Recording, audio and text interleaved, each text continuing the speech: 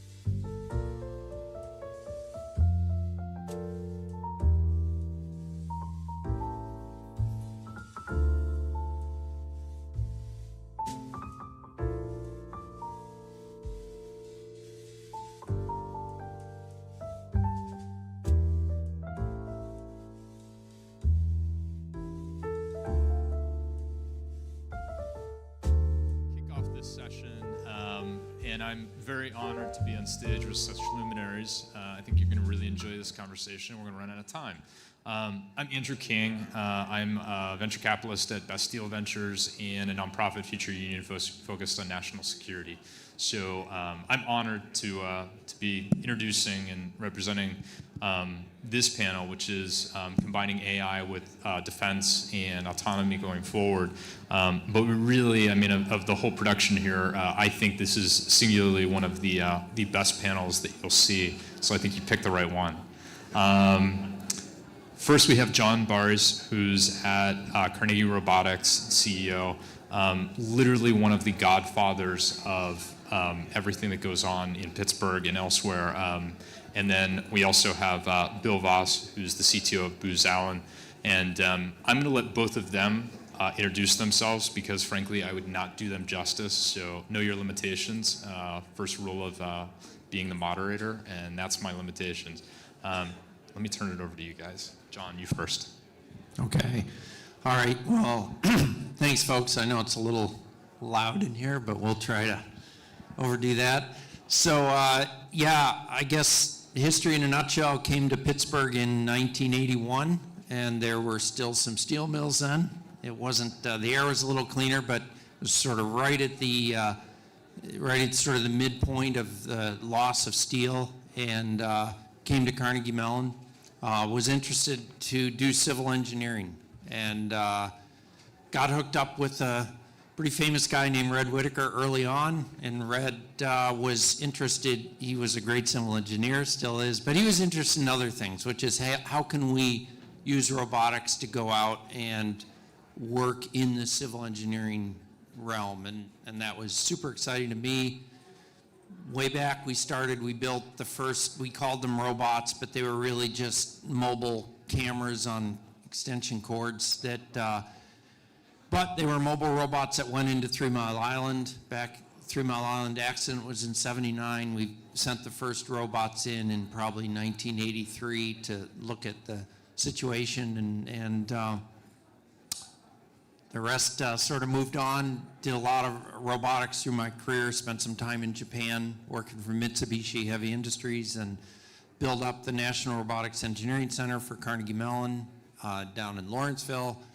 And then in 2010 launched Carnegie Robotics as a spin-out of Carnegie Mellon, and with a focus on commercializing robotics both in the industrial as well as the defense or government segments. And I'm going to intrude for just a second there because building out the national robotics is not a small thing. He makes light and moves on to building out a company out of it. But building that out is singularly one of the most important things that's happened to this country in the last 30 years. So, he individually is responsible for that. Well, it was interesting. Somebody else built the ship, right? There's the National Robotics Engineering Center was a pretty amazing confluence of state of Pennsylvania, federal government, Urban Redevelopment Authority, City of Pittsburgh, Carnegie Mellon, and a couple foundations. So it was really a huge assemblage, which, I don't know, maybe Bakery Square is too at some level, but I think it's neat when you bring all of these private and governmental agencies together and do something great. And then a couple years in, I was asked to lead it and take over and build it. And it's interesting because it is part of Carnegie Mellon University, but as we call it, the NREC, it's what's called a semi-autonomous unit. It has nothing to do with doing autonomy. So it's a separate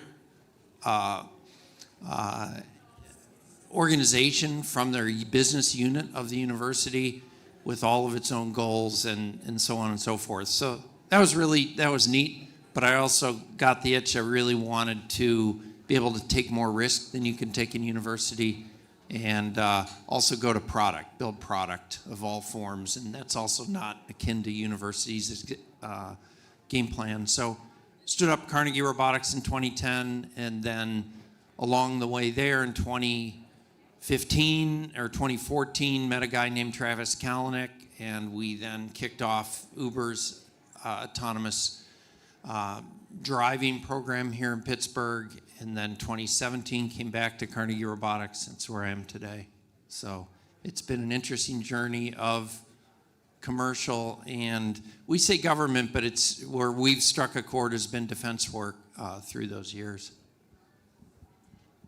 And Bill, no shirk of your own, so I'll let you introduce the rest. Yeah, I'll try to be as quick as possible. So I started working on autonomous systems in 1978, worked on a underwater autonomous Navy robot with some of the first neural networks that we were deploying then. My ocean engineering boss used to call it artificial stupidity because it would get lost all the time. And the reality is the math is very similar to the tensor flows we do today. We just didn't have enough storage and compute back then. You know, we were using Loran-C for navigation. This was before GPS. I know it's hard to imagine a world before GPS, but you know, that was a lot of the kind of stuff that we did there. And after that, I was in the oil and gas industry, mostly high performance computing for seismic.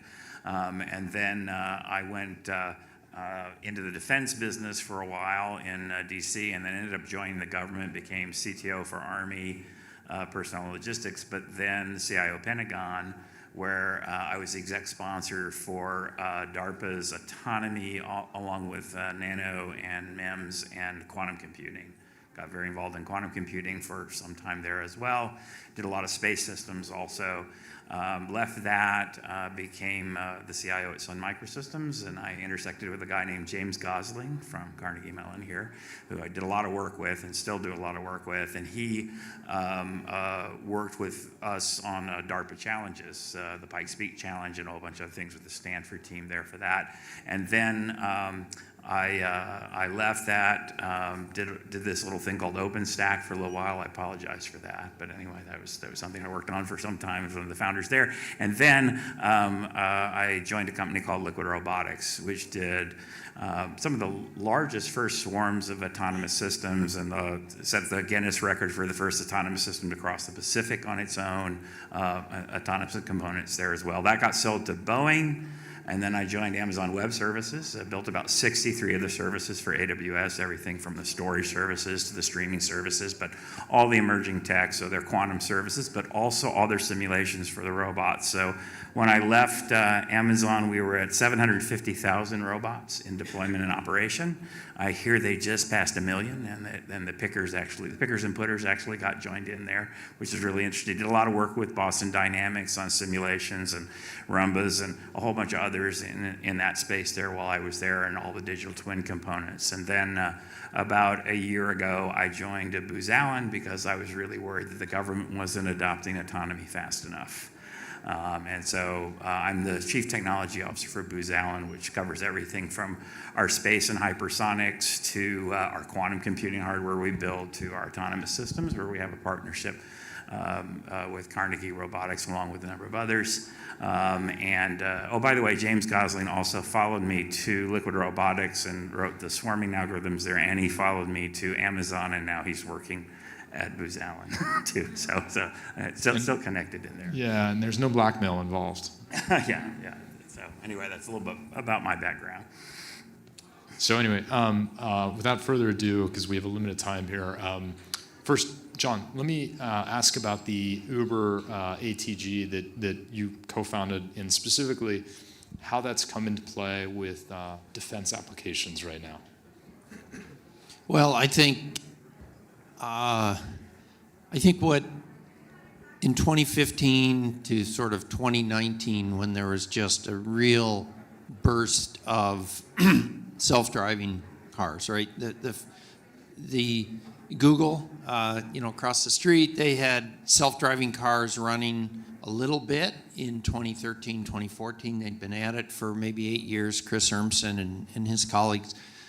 But it just sort of lit on fire around 2015. Uber joined the fray, many others. And I think what that did, if I reflect back on it, is then you started to see in 2017, 2018, 2019, you started to see a lot of self-driving cars on the road, maybe in test. Today, you can go to San Francisco, there's hundreds and hundreds. I think what that did for defense and for industry is it showed the art of the possible. And prior to that, we had movies, and people would say, well, can't your robot do such and such? I saw it in a movie, right? And we were always fighting that. You know, how come you can't build Terminator? How come you can't do what I saw in a movie? But now, I think when people see and become comfortable with what they see with self-driving cars, whether it's some bit of autonomy on the cars that you drove to the conference today, or you see full self-driving car, I think that makes people both more comfortable with autonomy, but also seeing that it's possible. That we say we want autonomous system to do X in industry or to do Y in defense. And I think nowadays you get more of a shrug and people say, well, yep, seems like that ought to be possible because driving, the thing that's so incredibly hard, is being reasonably managed. So I think that's probably the number one thing, is it opened up our view. For our company personally, I think it showed a couple things. One was the value of curated data available to everybody that's developing all the time. And it's actually still really hard to achieve that. And I think every developer that you talk to, everybody says that's really important. And then you say, where's the data from your test yesterday afternoon at 2 o'clock? And it's on the laptop that I left at home, right? So to get the data that's available to an entire development team all the time, have it curated and have it added so you can sort of crowd work on your problems. That was a big finding that the self-driving community, I think, detected that first. We've used that in our company, and others, I think, slowly are coming to that realization. We've built tools for it. And then I think the other I would mention is Bill mentioned fleets. We see fleets that we used to feel that testing 4 or 5 robots 24 hours a day, we'd learn a lot. And then we test 300 at one time and we realize, oops, it's 1 or 2 orders of magnitude more of both interactions between the systems, but the systems to the world. And you start to see statistics where if you just have a couple robots doing some job and running, you have what's called the recency bias. You know, if a robot's coming through here, sweeping the floor, delivering drinks or something, and bumps a chair, then everybody's worried that's the biggest problem there is, that we're hitting chairs. You have 300 robots doing this in 300 conference rooms, you can look at the statistics of truly what the problem is. And it may be that bumping a chair is nowhere near at the top of the list, so found that. Bill, I'm going to turn to you on that question specifically. When we look at this vis-a-vis what we do here in the U.S. Compared to adversarial countries, be it China and others, following that idea of the data and the AI usage, where is the biggest risk that we possibly fall short in comparison to having similar types of data and similar types of programming and all those processes going on in places like China right now? Well, I think there's a lot that you have to do in sort of this flywheel of continuous improvement in this space. One is the generation of synthetic data. So for example, at Amazon, robots are really stupid. And so it would take about 1.7 million images of this for the robot to really recognize it. So in every lighting, a water bottle is really hard because it can have sweat on it. It's all different kinds of things. And so we have 3.3 million ASINs at Amazon. So you'd have 1.7 million images of 3.3 million things, and you just can't take that many pictures, right? You can't do that. So we would basically create a 3D model of this and generate those synthetically. And then we would do about 750,000 grasping plans per item as well, all synthetically, right? And then that runs into big engines that would train large parameter models to be able to do that.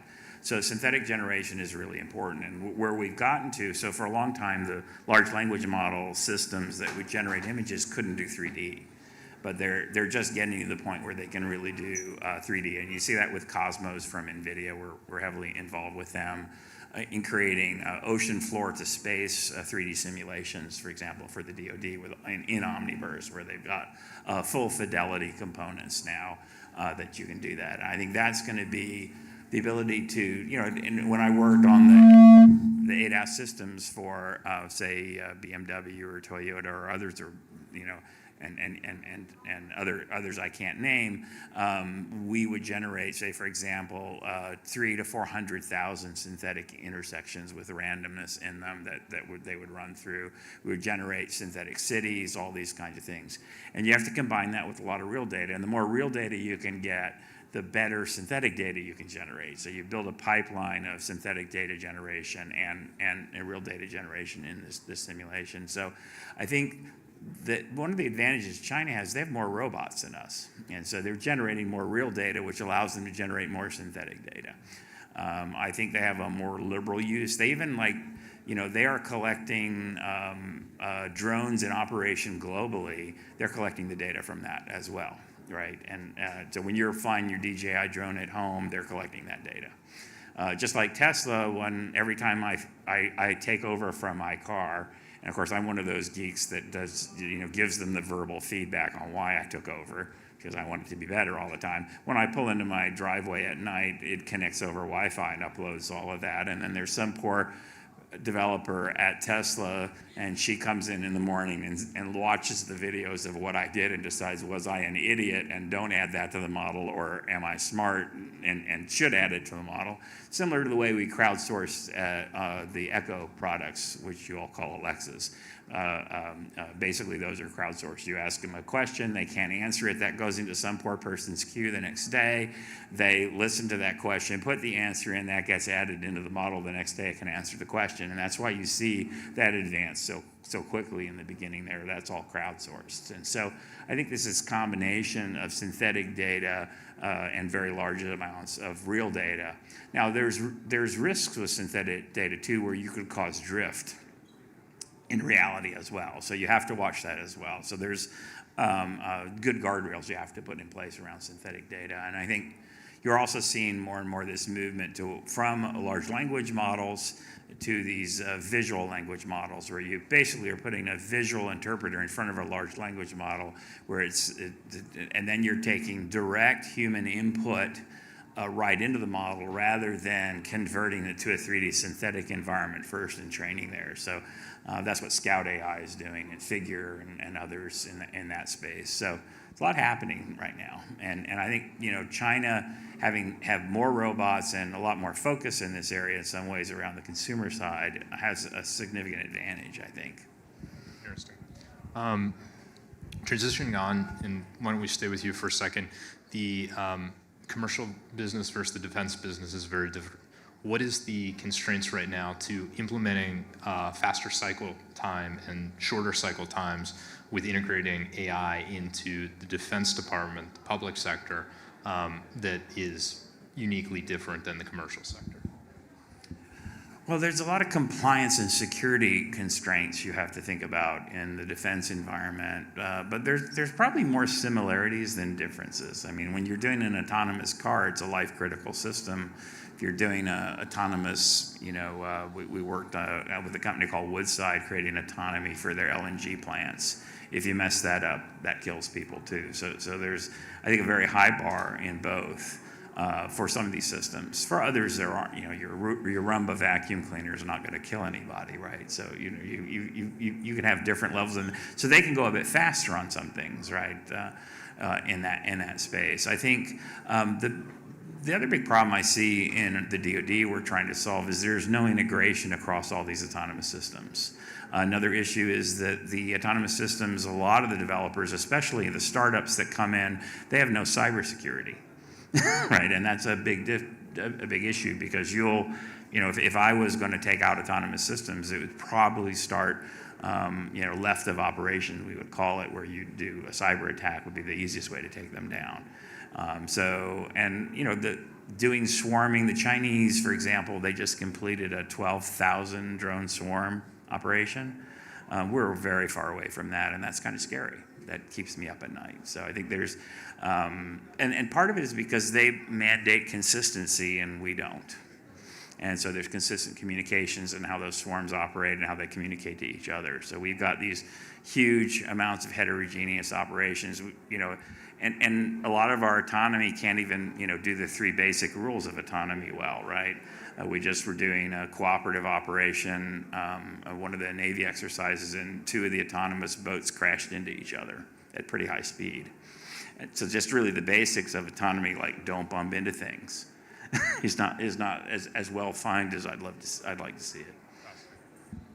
John, talking about the challenges of the business right now that you're working in crossing that dual use segment, what are you finding so far as the greatest difference for selling into government versus selling into the private sector?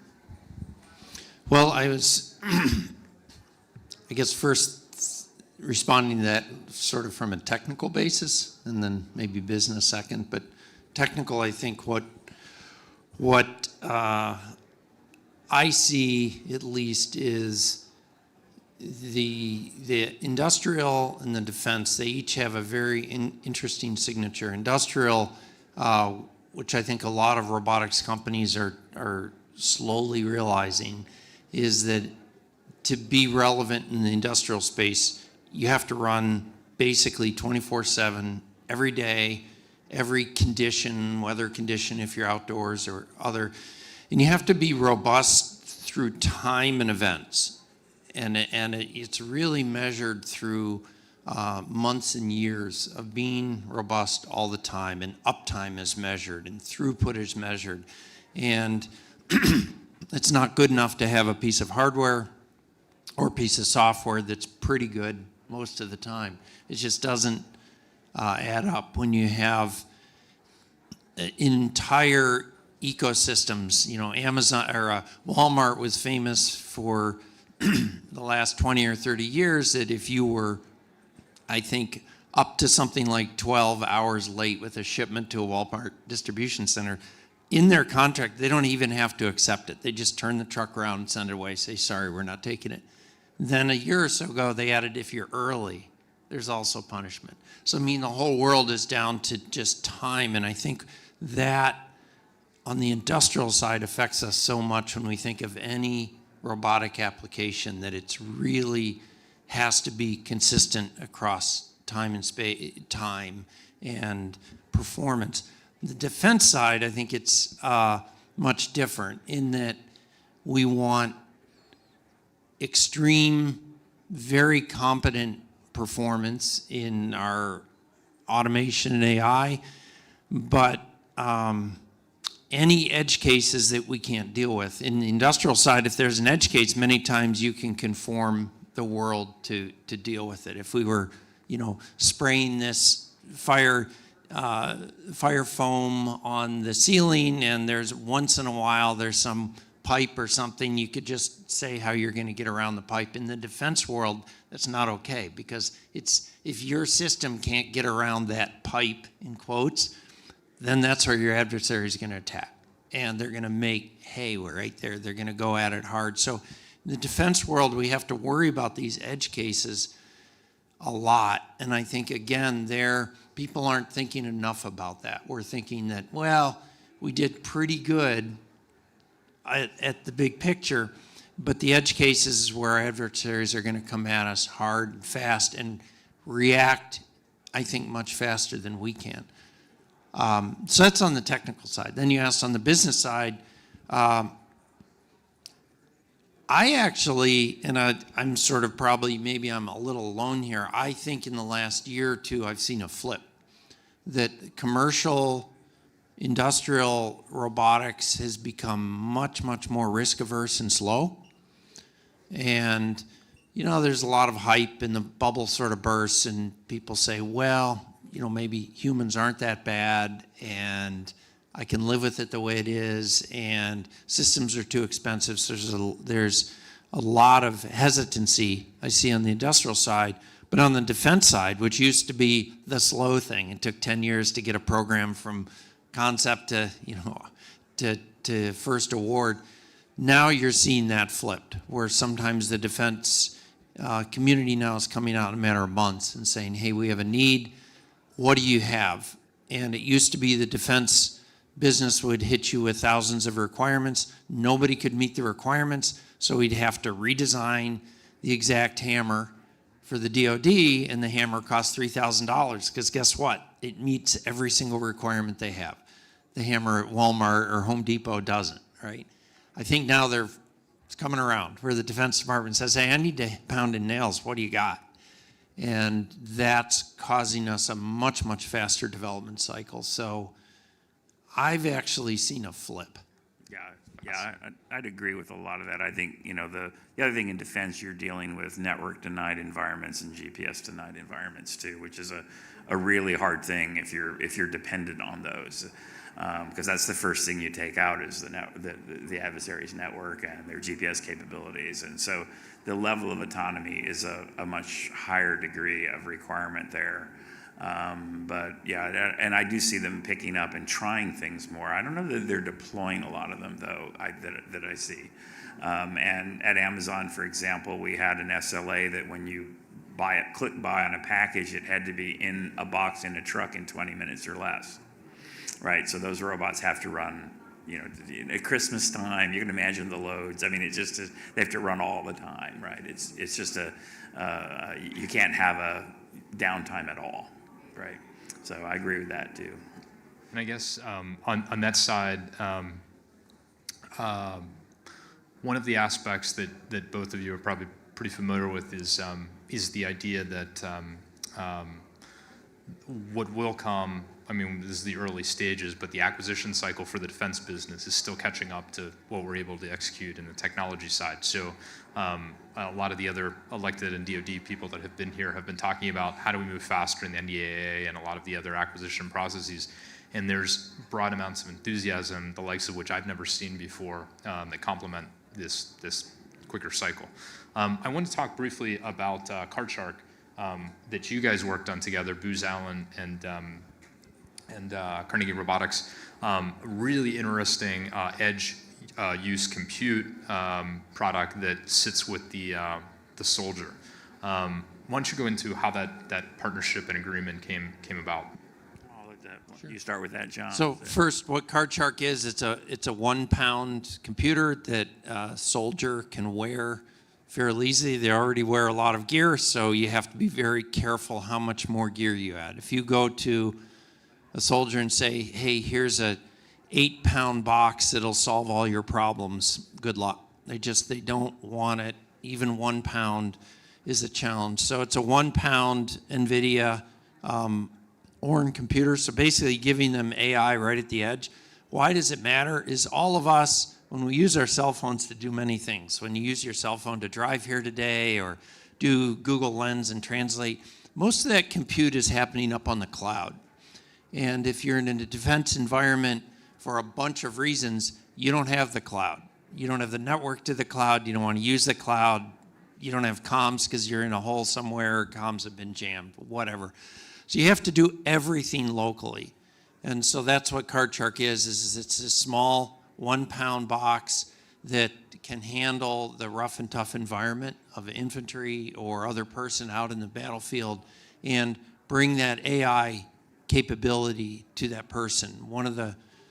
I'll let Bill speak some of the broader uses, but one of the first things is just doing translation real time on the fly. We do that on our phones now, but it's not happening on your phone. So this is enabling a lot more to happen right live for the soldier. Yeah, so Booz Allen a number of years ago built a product called TAC that all the soldiers carry. There's about 550,000 of them. And we chose to do that actually using commercial off-the-shelf cell phones. So the soldier can choose either a Samsung phone or an iPhone, and it snaps into a ruggedized component that goes on them. The software gets completely overloaded, right, with the TAC environment. And it's an open source product as well. So there are hundreds of products built on top of TAC. And this TAC connects into a whole bunch of sensors and software-defined radios and things like that. The program the soldier can carry. The CardShark also combines the hub, so we eliminate the hub as well to reduce weight on the soldier. But CardShark also is used on autonomous vehicles. So we can we have CardShark on Boston Dynamics spots doing the autonomy locally for that. We have it on aerial drones. We have it on undersea drones because it's oil filled and, you know, can be submerged as well. So it's got a lot of capability there from that aspect. And having it be low power was a big deal. Having Carnegie Robotics figure out how to dissipate the heat was another big deal. And we have a number of products we can hide the heat to, so it doesn't show up, so the infrared doesn't show up, so it's invisible from an infrared perspective as well, even though it's dissipating heat, which is pretty interesting. So there's a lot of requirements that go into that. Actually, the most expensive part of the Card Shark is the mil-spec connectors, right? Which is just one of those things you have to deal with when you're doing military components on that space. The Orin cards have gotten hard to get though, because you know, NVIDIA's got their 3-computer problem, right? So you've got their L40S, which is used for the Omniverse simulation. You got the H200s that are looking at the simulation to learn and generate the model. That generates the inference engine that runs on the Card Shark. And they just released Thor, which I'm sure we're gonna have to figure out a bigger Card Shark for Thor, because that's gonna be enough. That'll be. But I think that's going to be extremely important for drone and world language models as that evolves as well. So I think there's a lot of future here. But you know, things start off slow in this area as adoption builds up. It'll be interesting to see how that grows. So we're running out of time here. I could do this for a lot longer, but that being said, why don't we do some lightning questions. Specifically, I want to ask each of you, what is going to be the most transformative AI change in the next 5 to 10 years in the dual use category? Yeah, I think a lot of it will be this transformation from large language models to world models, which I just mentioned. I mean, the world models have the context of the world in addition. Large language models they read language, right? So they can read about what it's like to be on an airplane, but they can't experience it. And so that's part of the reason why you see a lot of push towards humanoids, is to push that model experience into a human environment. It isn't just to build humanoid robots. Contrary to popular belief, a lot of it is to have that experience there. As my wife would say, she won't go to a gynecologist that isn't a female, because males can just read about cramps and being pregnant and things like that. The world model allows the large language model to actually experience the world. So it isn't book smart, it's physically smart. And I think that transformation will change the way models are built in a big way, along with the visual language models that you're seeing things on. And I think that over the next 5 years, that sort of transition from large language models to world models will be a big part of this. And who's doing that best right now?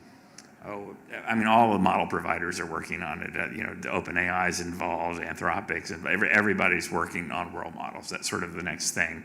In between the two are the visual language models, like you see at Figure AI and you see at Scout AI. Both companies we work with a lot. So I think those are areas there too that you're going to see that, and that's sort of the in between the two. I think sort of what I am excited about is sort of the manifestation of that is, I think a lot about machines and vehicles and how they move, and I think now a lot of machines and vehicles that are either autonomous or semi-autonomous or getting there, their behavior is still quite predictable. It's either been programmed that way or it has a fairly small number of avenues of progress, and I think it's going to be exciting to see but when you see a human in operating such a vehicle, or humans fairly predictable until the conditions get mixed up, and then it's really interesting to see what a human does, or what an expert does. You know, an expert human on a vehicle, I don't know, 80, 90, 99% of their day, they're doing what a non-expert would do anyway. But it's in that last few percent that it gets exciting, and I think now we're going to start to see machines start to have exciting but sensible behaviors in those edge cases due to these kinds of models. And again, is there anyone that's notable that stands out in doing that well right now? Same answer. I think a lot of the tooling's being built, so you're going to see lots of people doing it very quickly. Yeah, we're involved with a company called Code 19 that does Formula One autonomy for racing. And I have my Formula One racing license, so I've been on track a lot. I like cars, and so it's fascinating though to me because racing is very much about how good you take the turn predictably, right? In the end, it's just a drag race between turns, to be honest. Those of you who've never been on a track, and so whoever leaves the turn with the most speed wins the race. And when I would be driving, screwing up the turn is something that happens when you're human, right? You don't always hit the perfect line, and the drivers that hit the perfect line every time are the ones that win the race. And so you'd think a robot would be able to hit the perfect line every time, but we still haven't exceeded a good driver in autonomy Formula One yet. We've exceeded a bad driver like me, but not a good driver. A really skilled driver we can't yet exceed. So I'm looking forward to the first time we can exceed a good driver, right? And actually do better. It should be possible, you would think, because the consistency is important. But So I want to thank them. This was a lot of fun. Big round of applause. Thank you all.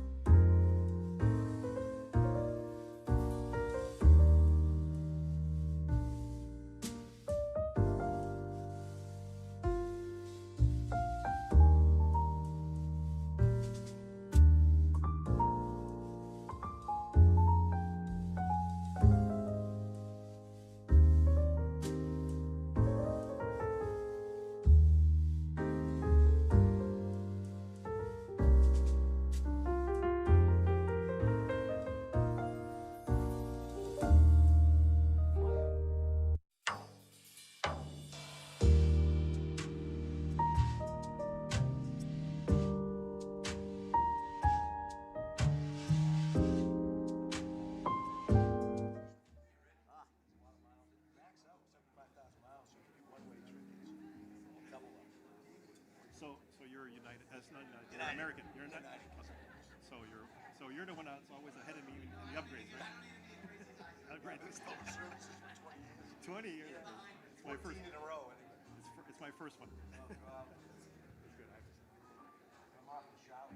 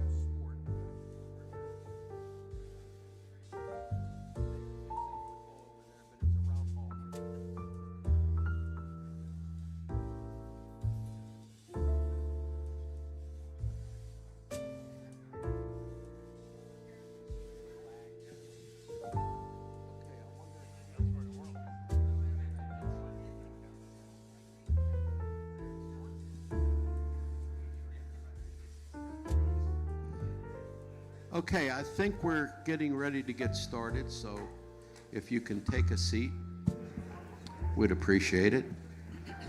And if you're having a great conversation, if you could take it outside of here so we could hear ourselves talk, that'd be great too.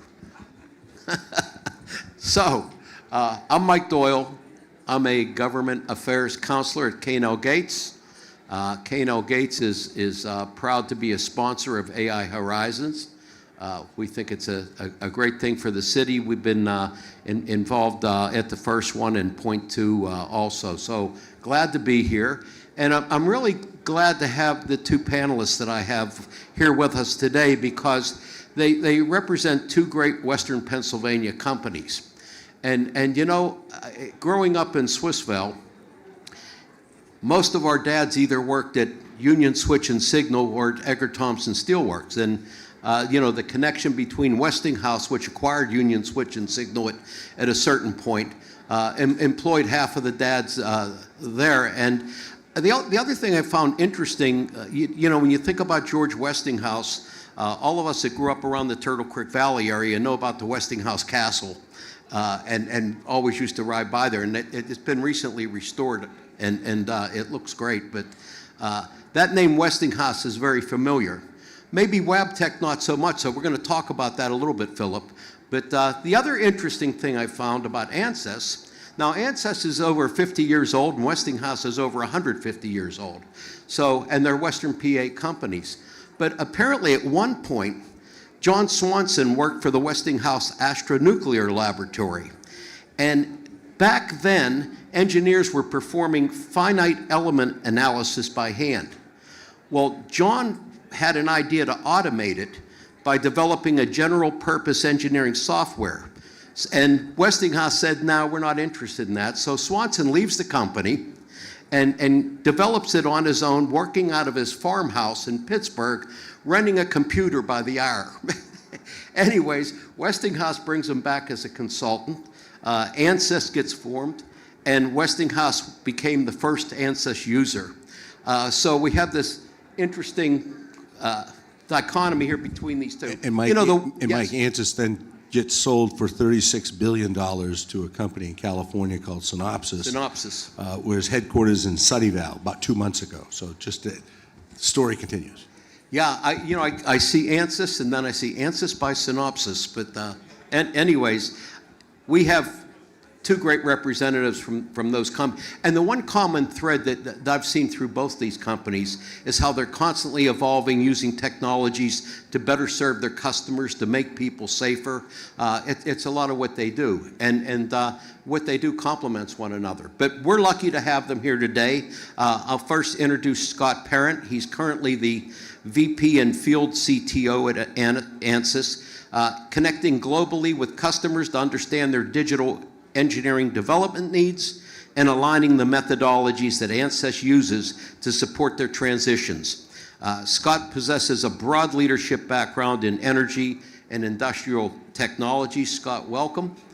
And Philip Moslinger serves as Corporate Vice President for Advanced Technologies at Wabtec, overseeing the AI Center of Excellence, the Wabtec One Cloud platform, and product cybersecurity with nearly 30 years of experience in the railway industry.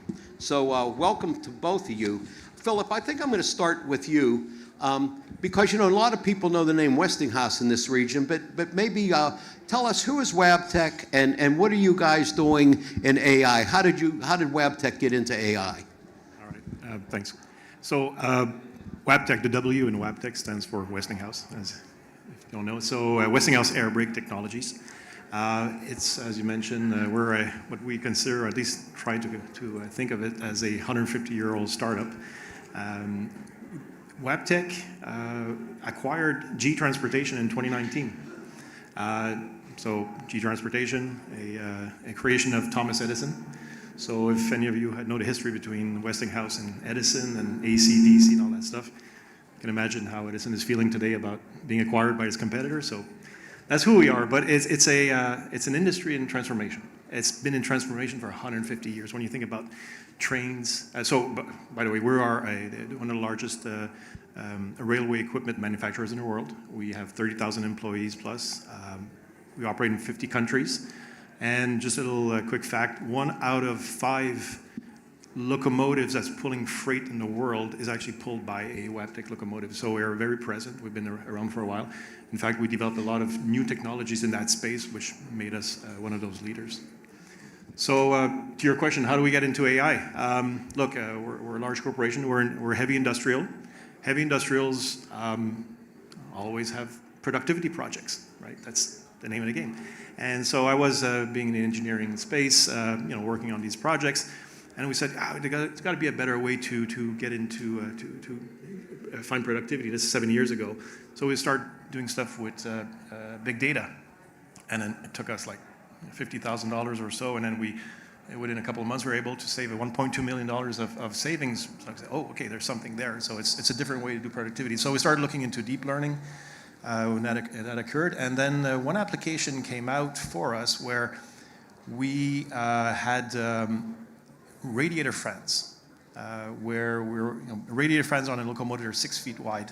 They're very heavy, they spin at 900 RPM, and so you don't want those to break, so you have to have a constant inspection happening on these things. And the problem we're having is that a good inspector, a well-trained inspector, could inspect a rad fan and detect cracks, detect problems. A poorly trained inspector would actually miss the problem, and you don't want that to happen, right? So, basically, at one point in time, we were having people take pictures of the rad fans and send them to Marty, and Marty is the rad fan engineer, right? So, and those of you who've dwelled in deep learning, you're starting to see the pattern. Pictures. Marty was basically sorting pictures. Oh, these are good. These are bad. So deep learning is one of those technologies where you can actually train a model by showing good and bad. It's a black box. You don't know how it happens. But so basically, we built this application, put it on a mobile phone. So when the inspectors started inspecting with this phone, snap a picture, send a picture to the cloud, we would tell them if it's a good or bad inspection. And so we were really successful and really drove the quality of inspections. But one thing that happened, and I want to note this here, is like this technology, even though it was not perfect, we couldn't get 100% accuracy. What it did drive is the quality of training. Because the inspectors, when they got the results saying, hey, you failed your inspection, it's like, whoa, what happened? Nobody wants to do a bad job. So they're basically with failing the inspection, say, what happened? What did I do? What did I do wrong? Ask questions, go seek help. And basically, we just drove the quality of training. So that saved us multi-million dollars of savings. So that's why we said, hey, okay, there's something there. Let's move on. And the team, which started with one person, is now an 80-person team working in this space. Scott, how about Ansys? Tell us a little bit about Ansys and AI and what you guys are doing. Sure. So Ansys, as you said, came out of Westinghouse with John Swanson and started as a structural computational science company. Investigating everything from this chair to the fuselage of a rocket or a bridge, right? So you could apply these computational sciences like AI, which is also computational science, along all those kinds of physics. And then it expanded into computational fluid dynamics and computational optics and computational electromagnetics. So today, Ansys is a company that spans every industry on every product: robotics, hypersonic missiles, satellites, bridges, buildings, jet engines, you name it, combustion, aerodynamics, acoustics, antennas, whatever you want to study. I'm going to use wanna instead of want to because I've got a little bit of a sinus. I was in India last week, got a little bit of a sinus probably this morning. So Ansys has been developing these computational science capabilities now for 50 years, and we just got acquired by a company called Synopsys, which does the same sorts of things at the chip level. So if you're my age, you've heard of the old BASF commercial, right? We don't make the plane, we make the plane better. We don't make the gum, we make the gum chewable. Ansys is behind every one of these companies. We're 50% of the world's simulation, full stop, of physics across all these industries. And again, everything from the heart to hypersonic flight. These technologies are computational. So we layer in AI. It's really a generational move for us to bring AI to applications in the physical world. And so most of our customers are looking at it from two or three kind of perspectives. The first one is, how do I do this kind of analysis if I'm quite mature, and I'll point to aerospace and automotive, how do I do that faster?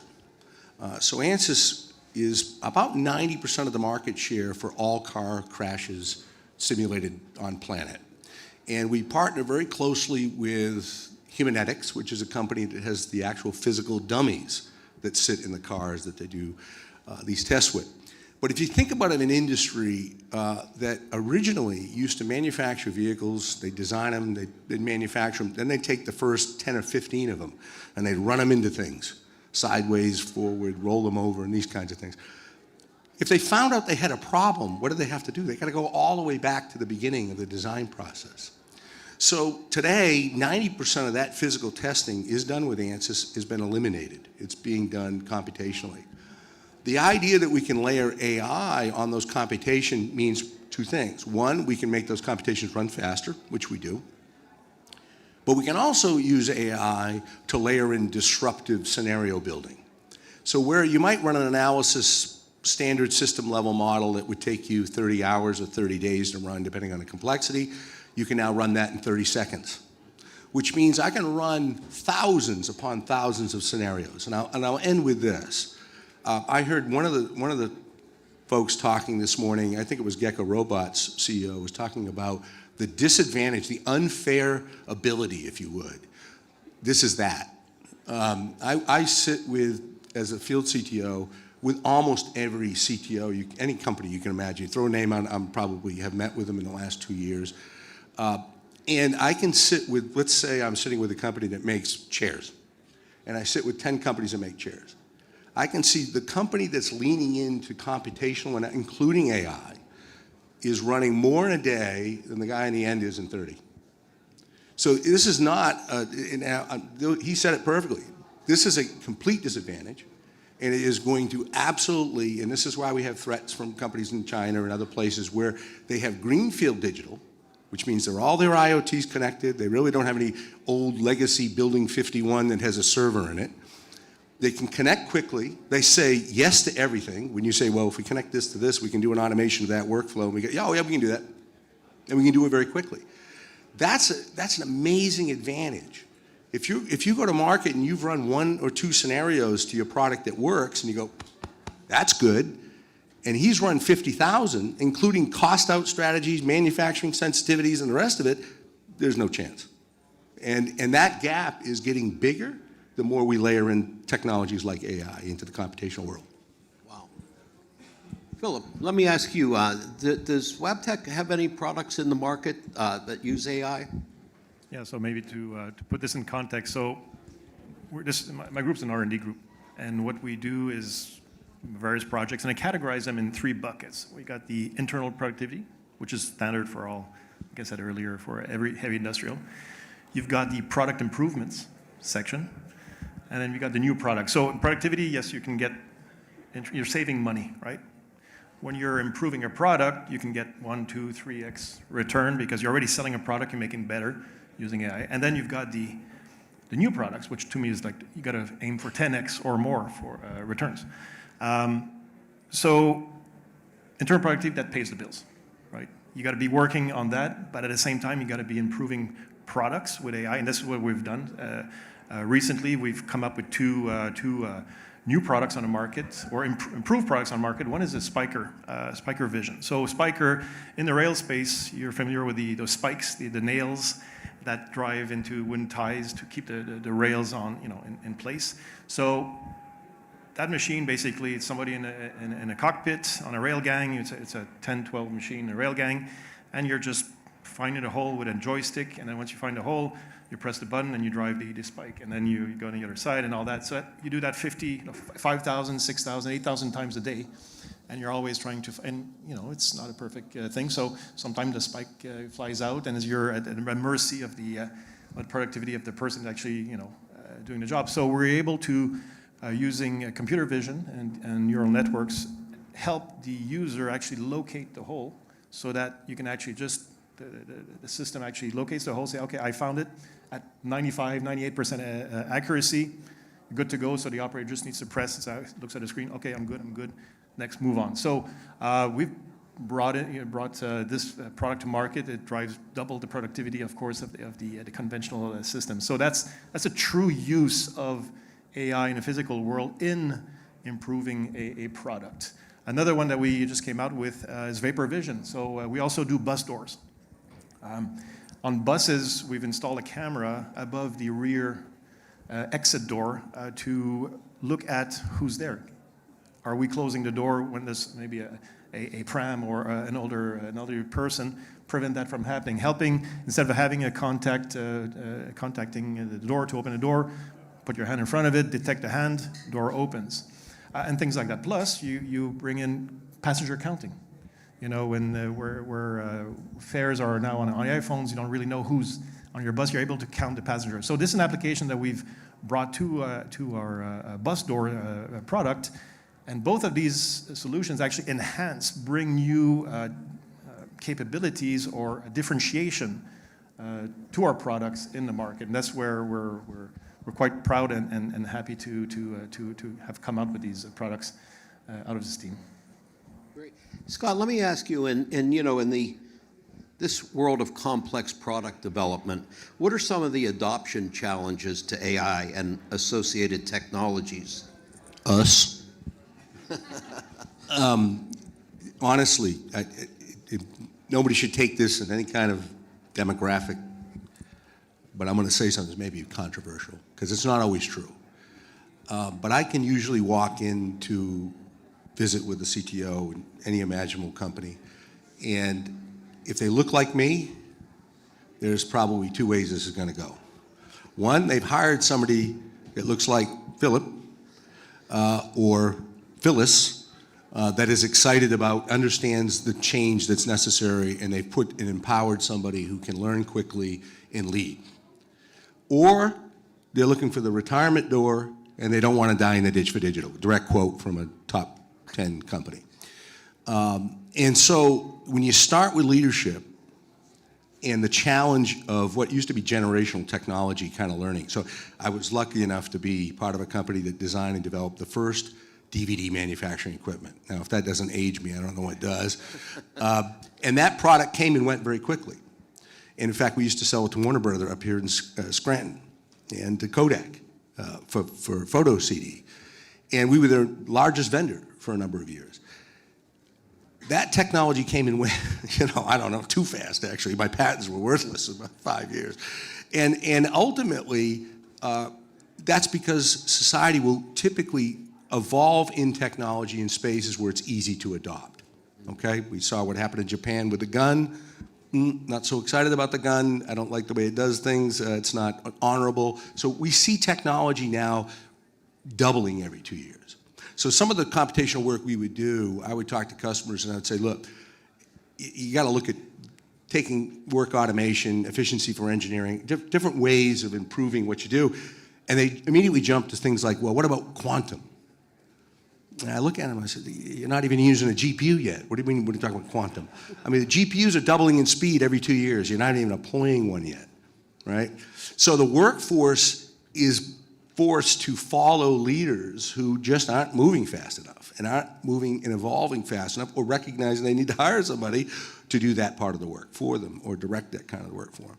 And I would say that is the number one reason that we're not seeing the broader adoption. Now in aerospace, and we talked about safety in the last conversation, medical, automotive, anywhere, offshore, anywhere we're doing work where safety is involved, and frankly, the number of perturbations of a particular scenario, giant rogue waves or large hurricanes or windstorms, people are using simulation along with testing and then are taking those simulations and applying AI to do more what-ifs and at a faster rate. That's fantastic. But if you're not pushed by that, many times we see companies sitting back and waiting. And they're waiting too long. So you used to wait a generation and no big deal, right? I mean, it was 25 years, okay, what happened? I don't have to buy cassettes, I can buy a CD, now I can get it on Napster. Today, they eat your competition eats your lunch. It's like I said earlier, 30-1 in terms of speeds. And next year, if he or she on that platform is on GPUs that are running twice as fast, especially if they're using Elastic Cloud, And all of the other hyperscalers, so AI, ML, Elastic Cloud, digital engineering, if they're on that platform, they're running on a surfboard that's now 60 times faster, and then 120 times faster. So my comment to any leader who's in technology, who's using not just our technology, but AI, is move. Somewhere, do something, work your way back on a return on investment from either a product problem or a customer that you need to support, a digital twin that would be of value, and work your way back into the organization and do that. You don't have to transform the whole organization, but you better start now, and you better have your organization ready to move quickly. I like one thing that you said there about it's going to change. And that's the thing that really makes a difference, I think, between this and any other technology that we had in the past. The technology you have today will not be the one tomorrow. So are you going to wait for tomorrow's technology, or you start now and evolve with it? And I think that's where, when you think about doing projects and you're thinking about ROI and, what's my ROI if I'm not getting my 2 years, year and a half or whatever, not going to do it. Well, hold on a second. Are you considering that if you start now, by the time you get there, your ROI will actually be different? So I think that's one of the things that we need to start thinking a little differently, that it's not a static technology, it's an evolving technology. And one of the comments I tell a lot of people who I talk to about AI is like, think in 10 years from now, today's moment. And those of you who have been around for a while, the 8086 microprocessors at the time, we're laughing at that today, right? In 10 years from now, we're going to be laughing at today.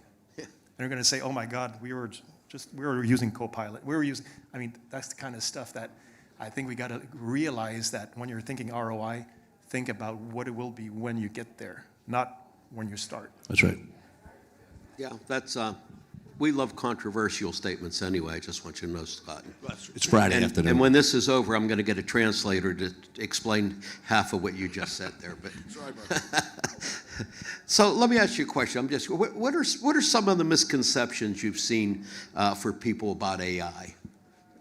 You guys are deeply involved in that, and what are some of those misconceptions you've seen? Yeah, maybe I would just start there, and I'll work my way to misconceptions. I think first of all, the concept that computational modeling, neural networks, any one of these things, is new, is not so true, okay?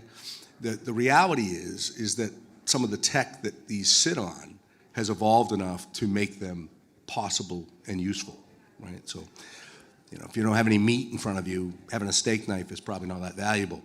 So the complexity of systems is going to make the value for AI, in my world of generative design and agentic design, extremely powerful for those who are already sitting with the platform, as I described, 30 to 1. That's going to be 300 to 1. It's going to be 1,000 to 1. And we all know, right? We talk about the AI progression, right? It's like the mouse, right? First it was a mouse intelligence. That was, 10 years ago? And then it's as smart as every guy in the room. And then the next generation is smart as every woman in the room. And then that's a joke. And then after that, it's as smart as all the men and women in the room, right? I think what happens in the graduation of layering these digital technologies, kind of going back to what Philip said, the hyperscaling becomes hypered. And that's why I think, somebody was talking earlier about Industrial 4.0. I think Industrial 4.0, we were still busy, the whole world was busy. I know I was a COO at GE at one point. I had, at the time, large reciprocating engines. And we were spending a lot of time on ERP and getting IoT set up so we could actually talk to somebody on the other side of campus. I hope we're kind of beyond that. I know we still have to make a lot of investments there. But now we have this platform from which I think most folks are way underutilizing. And they'll say, well, it's still tricky to connect all these things together. And the misconception, I think, getting to your question, God, it took me a long time to get there. Misconception is you have to have the whole thing transformed before you do anything valuable with it.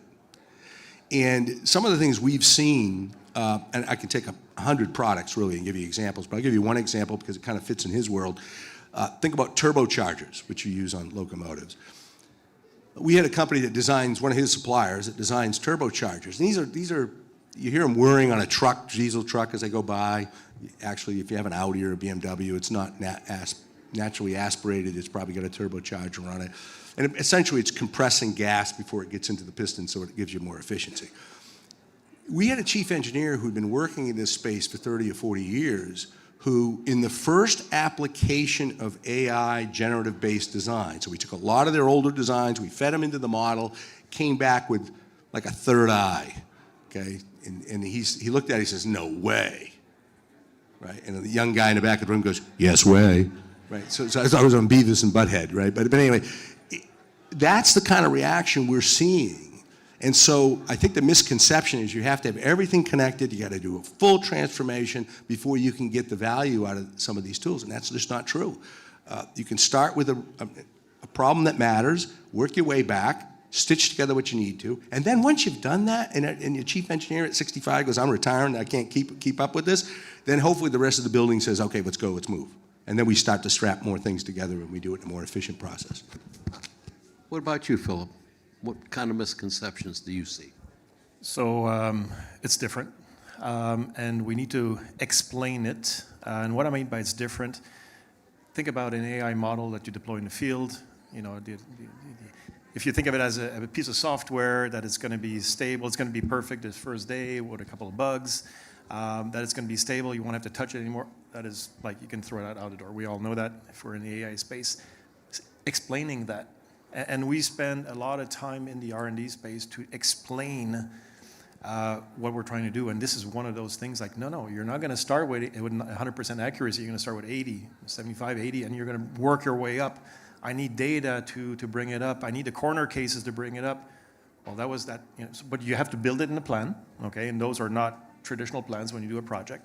And two, that you don't just send it out on the field and then you're good to go. You're going to have to monitor it. You're going to have to retrain the models, improve. So that's a reality. At the same time, it's also a good opportunity for a service model.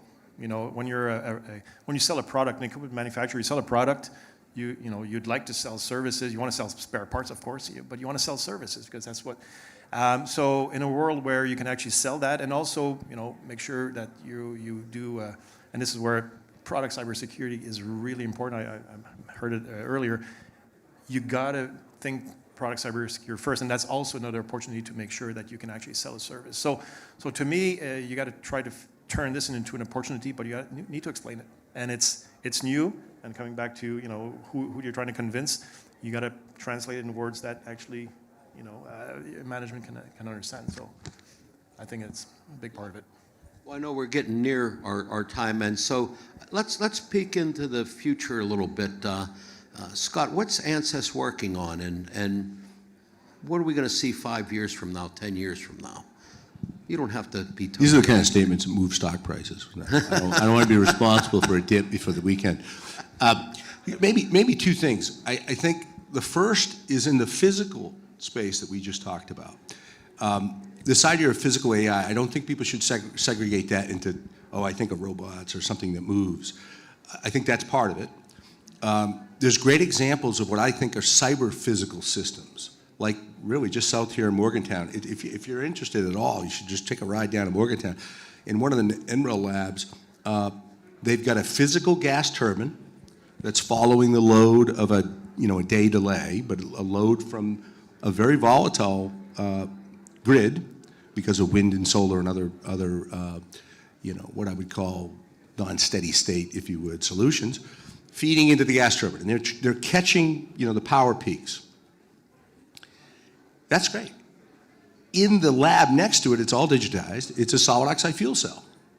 And so what they're doing in that lab is they're modeling the response at high fidelity, of this gas turbine. They're taking all the constituencies of exhaust and power and so forth, and they're using that to break the cyber model, if you would. And to the lab director said, look, we've broken hundreds of these cyber models trying to catch the turbine best performance. What a combination.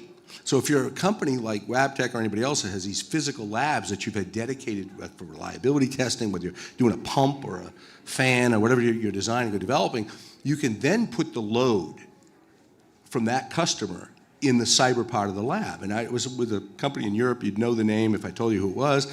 Okay, I'll tell you who it was. Dan Foss, a big motor controller company. And I'm explaining this problem to him. And, it's a good thing, that's why I can talk about it. And ultimately, he would say, he immediately got it. He said, I can cyber a ski lift, an elevator, an escalator. All of that can be cyber my customer and pull my customer's models into my test cell. Okay, now to answer your question, why do I tell you this story? You say, well, how is ANSYS going to progress and do some of these things in the future? First of all, supply chains don't care. Digital's digital. And I think the biggest move, and we're seeing it start in aerospace, is companies like Northrop and companies like Hannafin, who's a supplier to Northrop for, let's say, hydraulic gear. These both companies I've sat with in the last couple of weeks. How do we connect you so that your modeling and your simulation at a systems level can connect to your supply chain? So you have this real time, and a directive came up from the Department of Defense in the last 2 or 3 years. I think it was 23 that it came out. That basically said, we don't want your paper assets anymore. We don't want a bill of materials. We don't want a drawing. We want to have a model that describes the behavior of your system, whether it's landing gear or the jet engine, over the life cycle and the transients that we're going to use that in the system. ANSYS is going to try to make that easier to do, systems of systems modeling, which is very complex today, and frankly, customers that ask me about things like model-based systems engineering, they don't have systems engineers, I say, boy, you're starting in the wrong end of the room with this. How can we make this technology easier for adoption? Because AI is only going to layer in on top of that. It just really is. And I think in this particular case, when I say agentic AI, think about if you're designing anything, let's just pick a bicycle so people can understand. If we're designing that for airflow optimization, and maybe it's like smooth gearing, or maybe it's even hybrid, it's got a battery, we want to have all those systems working together in a model that then can be optimized against different types of things, like hills, maybe driving through mud, you're going to have a different tread. So you're optimizing a product based upon what you believe the space is going to be. The more complex that product gets, the more those interactions between cost, weight, size, whatever you want to put on in terms of an optimization variable, the more complex those become.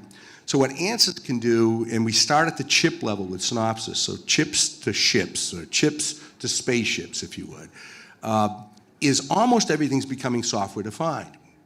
I have a coffee cup at home. It's 5,000-year-old invention, coffee cup. But my coffee cup, anybody here have an Ember cup? I know we're not supposed to do this. Anybody got an Ember cup at home? Great Christmas present. I don't get any royals. Oh, you have one? Okay, so this coffee cup has a battery, so it's electrified. It has a thermostat, a rheostat, heating element, and then it also has Bluetooth, connects to my phone so I can set the temperature of my coffee. Okay? We bought like a dozen of these things now. My wife loves them, I love them, people come for Christmas, they love them. This is something that's been completely digitally transformed. It even models how long before the battery's going to die. Every product on the planet is going to be software defined. So we're going to start at the chip, and we're going to work our way to the mega scale. And I think what ANSYS is focused on is nano to mega scale and system of system optimization. And so the AI tools that we will bring to market will in fact speed all that up and enable that micro to macro scale through MISO to be more seamless for our customers across multi-physics. Scott, I can't tell you how many times I put my coffee in the microwave. Bad. Philip, what's WebTech working on, and what can we expect down the road? Yeah, so if I come back to my model of three buckets: productivity, product improvements, new products. So, if you're building an advanced technology team, I think that's the way to go. You start small, you create your some rigor and some confidence level. But now we're in the new product space, and we're developing right now a little robot to do undercar inspection. So think about a 2-mile train, a freight train. You need to inspect brake shoes, coupler connections, and stuff like that. Today, it's done by a human being walking with a flashlight. It's great when it's sunny, but rain, snow, dark. I mean, it's a tough job. You're spotting the 1 out of 100, 1 out of 1,000 cars, which is incorrect. You need to find it, right? So the little robot, basically, it's a sled that rolls right onto the track. In fact, we're developing this with a local company, Carnegie Robotics, which John was here right before. And basically rolls right onto tracks. And the problem if you're rolling onto tracks and you've got the train in front of you, you're going to have a problem, right? You're going to be hitting the wheels, the train wheels. So nice little device where, it's got 8 wheels, and as you approach one wheel, you retract a train wheel, you retract your sled wheel. By the way, it's called Rail Ghost. So the Ghost wheel, you retract it, and then you bypass that wheel, you put it back on, and the other wheels of the Ghost are actually supporting it. So nice little sled. The idea is to put cameras on it to do visual inspection, put sensors to listen for air leaks. Really help the inspectors do their job and point them into where they should be spending their time, rather than just going 99 cars which have nothing. Might as well spend more time on that car which needs assistance, and it really improves their productivity. So that's a product, we're working on it actively with our partners, and hopefully next year we'll be able. And we got some great customer interest. So be on the lookout for that. That should be an interesting product for the rail space. I know we're out of time, but this is exactly the example I talked about.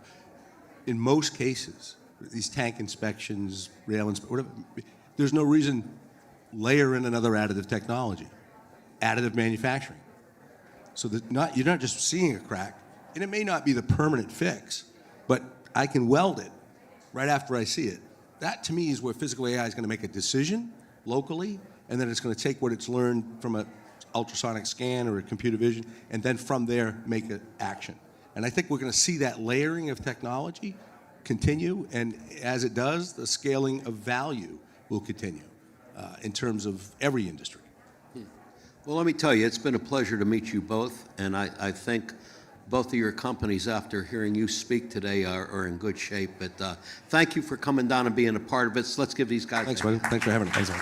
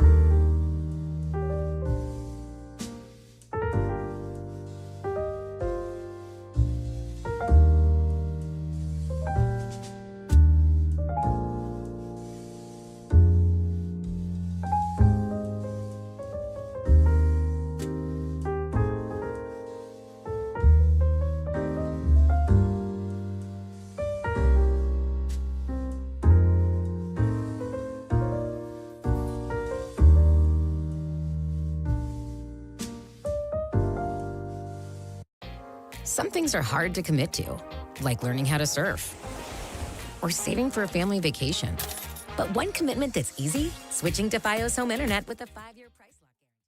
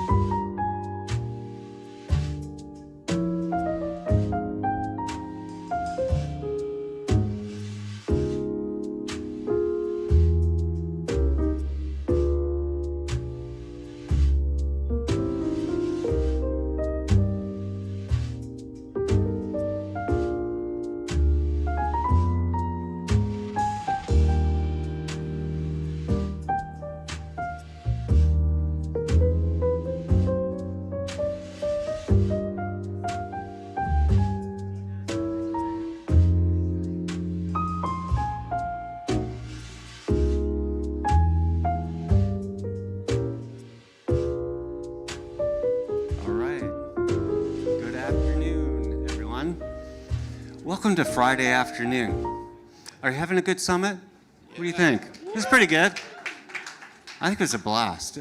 It's incredible to be here. Really thankful for the AI Horizon for putting this all together, getting us all here to talk about AI and the importance of that. I'm Carl Blischka. I'm the Executive Director of Pennsylvania Creative Industries. That is powered by the Pennsylvania Council on the Arts. So you might be saying, what do you do? I'm glad you asked that question because we do stuff. So we empower, we connect, and we amplify Pennsylvania's creative industries on behalf of our communities, our economy, and our workforce. And we're also very ambitious for a small outfit in that our vision, and I think you have to have a vision, is that Pennsylvania will be a leader among all of our states in creative industries. So, since we're a small group and we're friendly and you should meet people, I want you to meet a couple of important people in the room from our council. So I want to introduce Susan Cohen, she's our chair, Dennis Astorino, a council member, and we also have Representative Cerisi here, who is also on the council. An incredible staff. So we've got Jamie Dunlop in the front. She's someone you've got to meet before you leave, okay? Promise me. She's our Chief of Creative Catalyst, and over there with the technology is, guess what? He's our Director of Creative Technologies. Do you see how that works? So meet Seth before you go as well. So you might be asking yourself, creative industries, what are those? I can tell you that too. I've got all the answers today. So creative technologies are the services and the goods that are made by businesses, enterprises, individuals that are born of creativity and produce IP. And in Pennsylvania, it's actually a big deal. You may not know this, but you will know before you leave. It adds more than $30 billion to our economy every year and employs about 190,000 people. So it's a big deal. So that having our great guests today to have this conversation around creative industries feels right because AI is being deployed and adopted in the creative industries very rapidly, high adoption rate. And it's transforming creative industries. And the next 5 years are going to be exciting, a little bit nerve-wracking, and we're here to have a conversation about it today. So that's what we're doing today. I want to say that creativity was said several times during the summit today, but you all made the great choice to come to the panel where we're actually going to talk about creativity. So congratulations, you all are very smart people. We can keep that between us, right? But you all are very smart. So, as we jump into this conversation, I want to not have the microphone too close to my mouth. And I want to say we're very pleased to have with us today Jake from Deep Local. And he is their Chief Creative Officer. And Deep Local is a company that is really bringing visionary experiences, unforgettable AI-powered activations, and immersive marketing. So Jake Marcinko, thank you so much for being here today. And I also want to introduce Derek Ham. He is the director of CMU's Entertainment Technology Center. And this center is absolutely incredible. You're doing pioneering work at CMU, and it's focusing on AI-driven robotics, emotional media, and playful experiences. So we're very lucky. I think we couldn't ask for two better panelists to talk about this intersection of AI, craft, creativity. So that's what we're going to jump into now. But just to let people know a little bit more about you, Jake, why don't you just tell us a little bit about how you got to where you are in your work? Sure.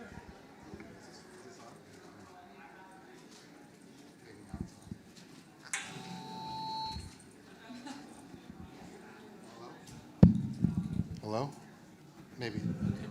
Yeah, sure. Well, I mean, Deep Local, as you said, we're a creative technology experience design agency, and we generally we're really a marketing and advertising company. And sometimes that means we do experiential marketing, so pop-up experiences to help brands kind of do their brand evangelism thing. And sometimes we do permanent installations, so like executive briefing centers, or kind of more cultural museum type work. But at the core of what we do is creative uses of technology to do like experiential storytelling, narrative type work. Personally, I kind of got into this field, kind of fell backwards into it in a way. I was doing some photography, trying to find ways to make my installations more engaging or kind of novel, and so looking at technology as a way to kind of make things interactive. And then eventually I went to Carnegie Mellon for grad school. They had a program at the time called Tangible Interaction Design that's been merged into their computational design program. And that was wild because it didn't have a curriculum, and they basically said, like, do what you want for 3 semesters, and we'll help you get into classes. And so I did that. I tried to work for myself for a little while and learned that I was a horrible business person, which is, I think many creatives are, because, what you actually want to do is the cool thing, and even if you lose money on it, you're still doing the cool thing. And I eventually made my way to Deep Local about 10 years ago, doing freelance creative technology, which is their word for software development.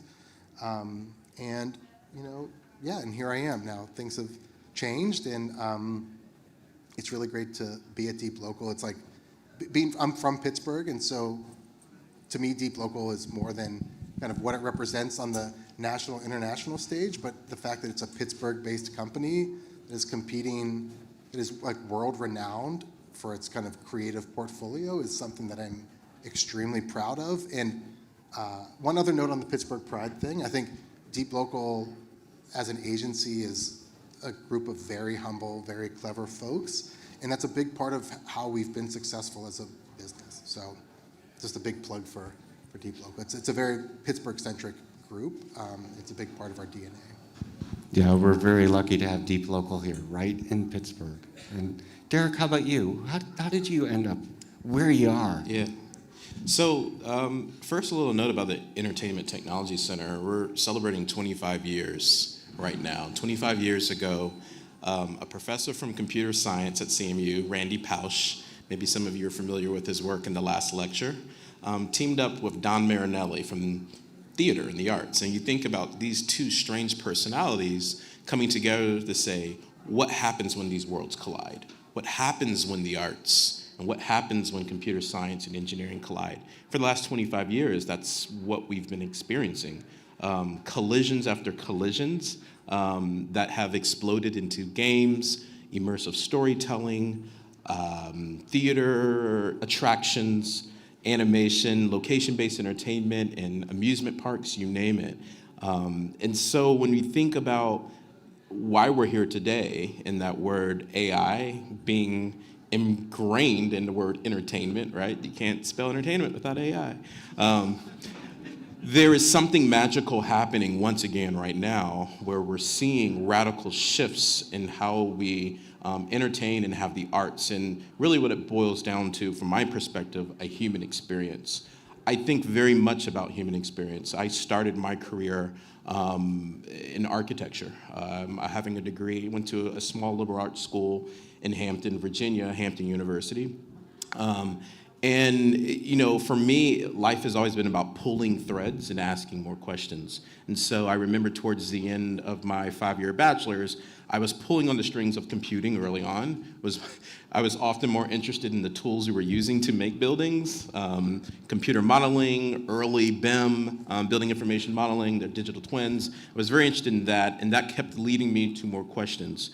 Fast forward, I went to Harvard Graduate School of Design thinking that school would solve I tell my children now, college is not going to solve all your answers.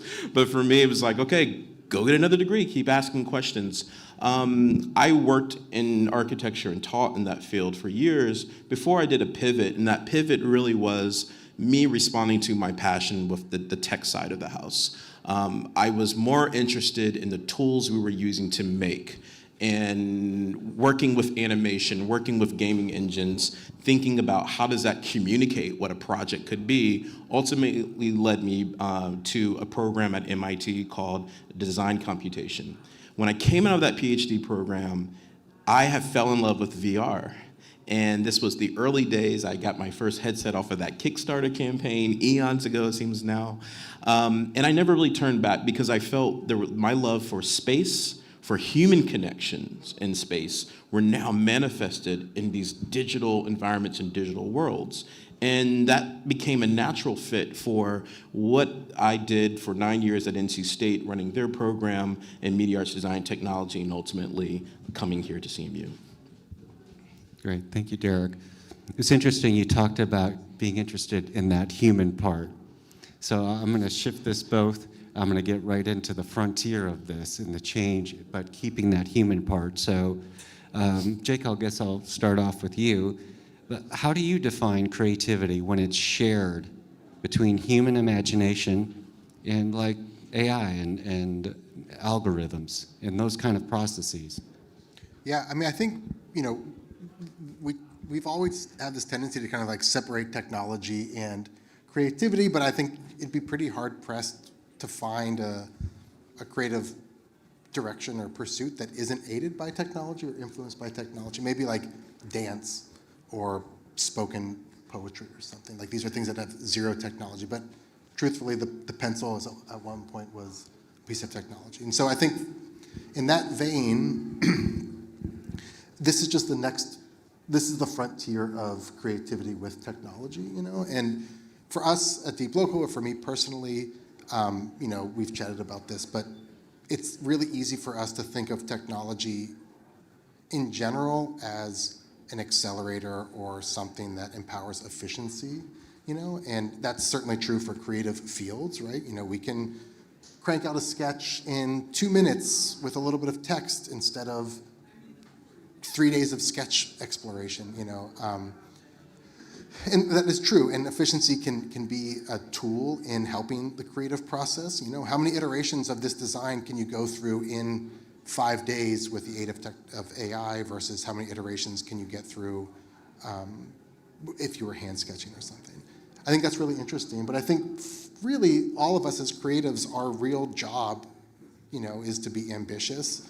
And the kind of the harder question is how are we using any technology, or in this case, AI, to make more magic or to make the human experience more engaging, impactful, relevant, valuable.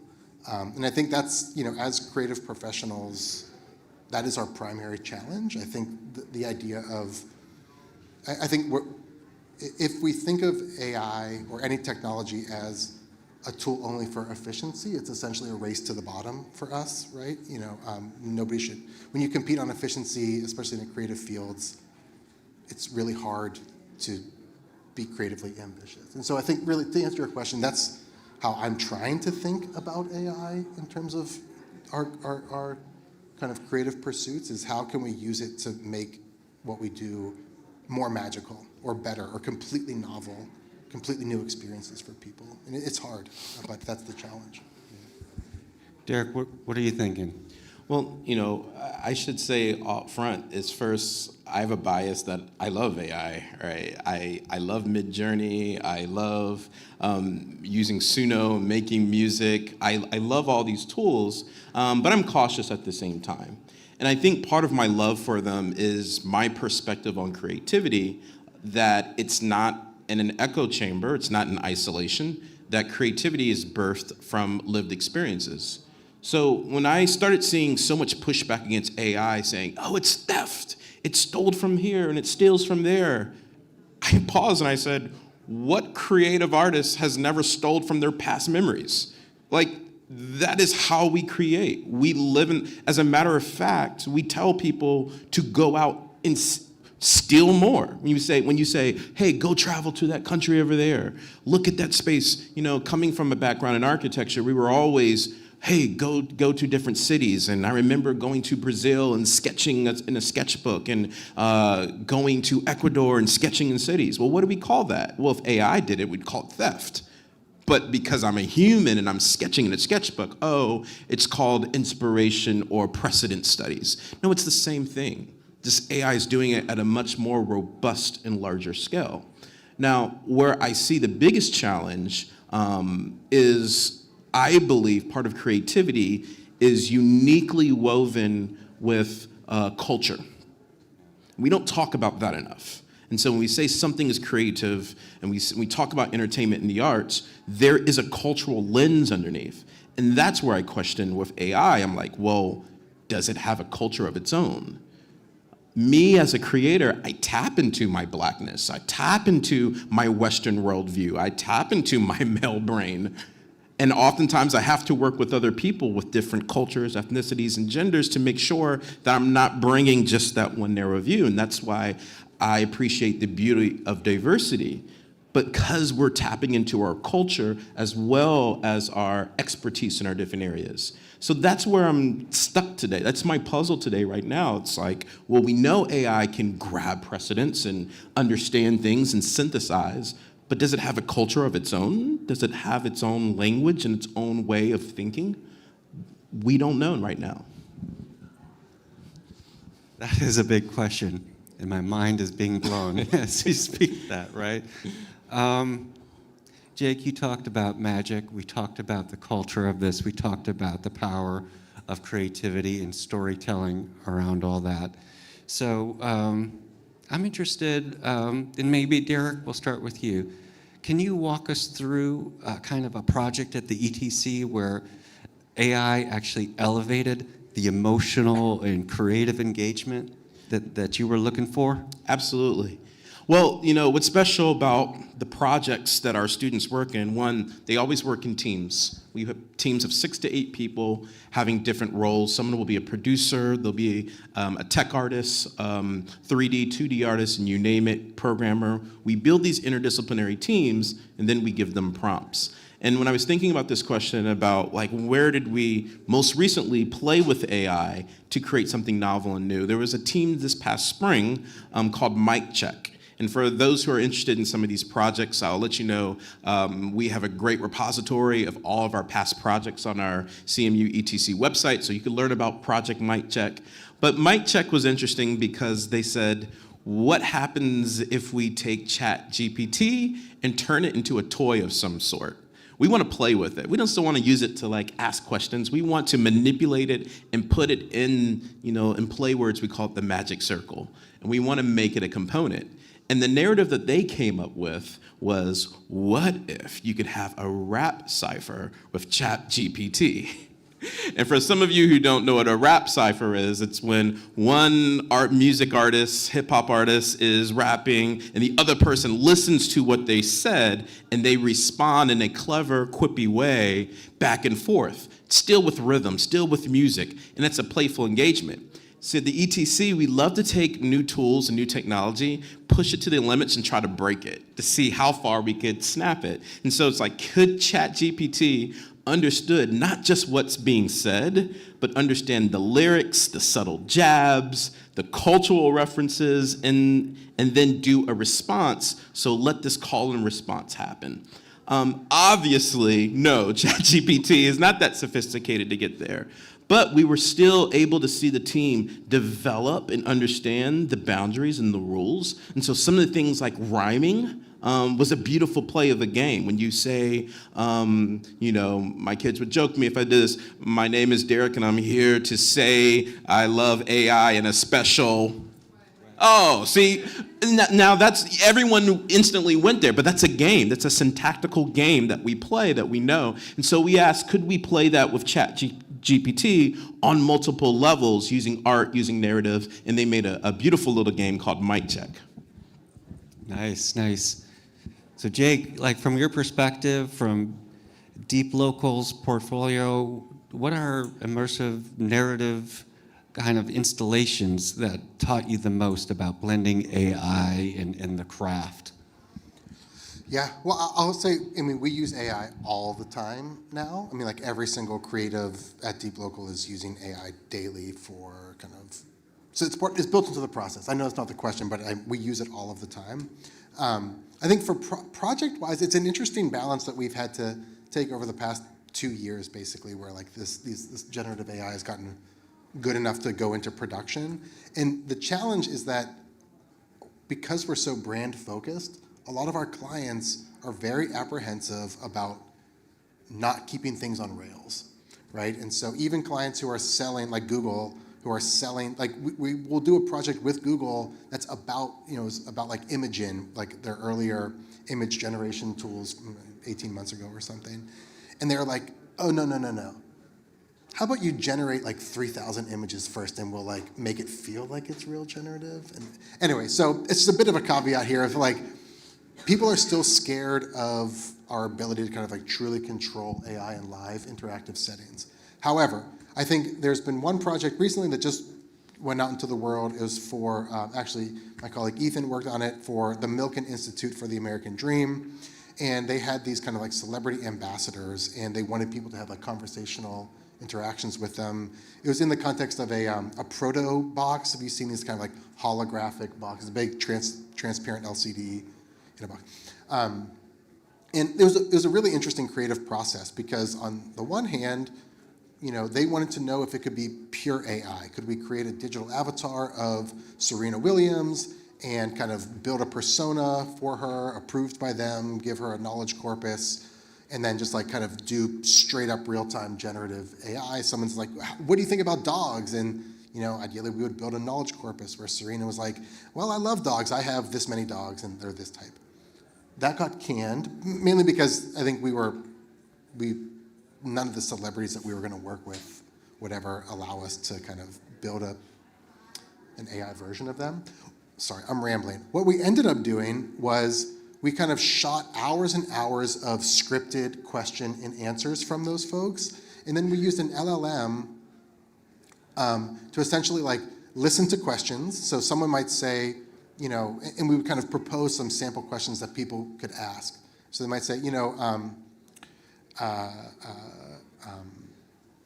Serena, like, what do you think the importance of such and such economic, initiative is?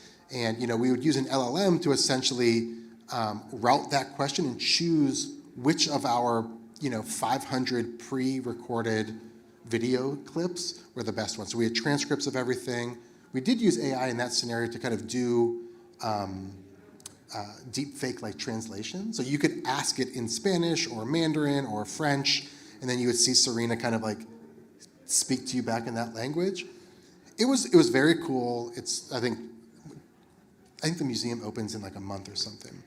I think what we saw with that project and what we've seen with previous projects and what we're hoping to implement is like the ultimate choose your own adventure. I think with LLMs in particular, you have this, now when we develop a narrative experience, best case scenario, you build it out like a choose your own adventure book with branching narratives. If they start here, then they'll have these 3 options, and then they'll have those 3 options or whatever. And you kind of pre-program the possible iterations of the experience.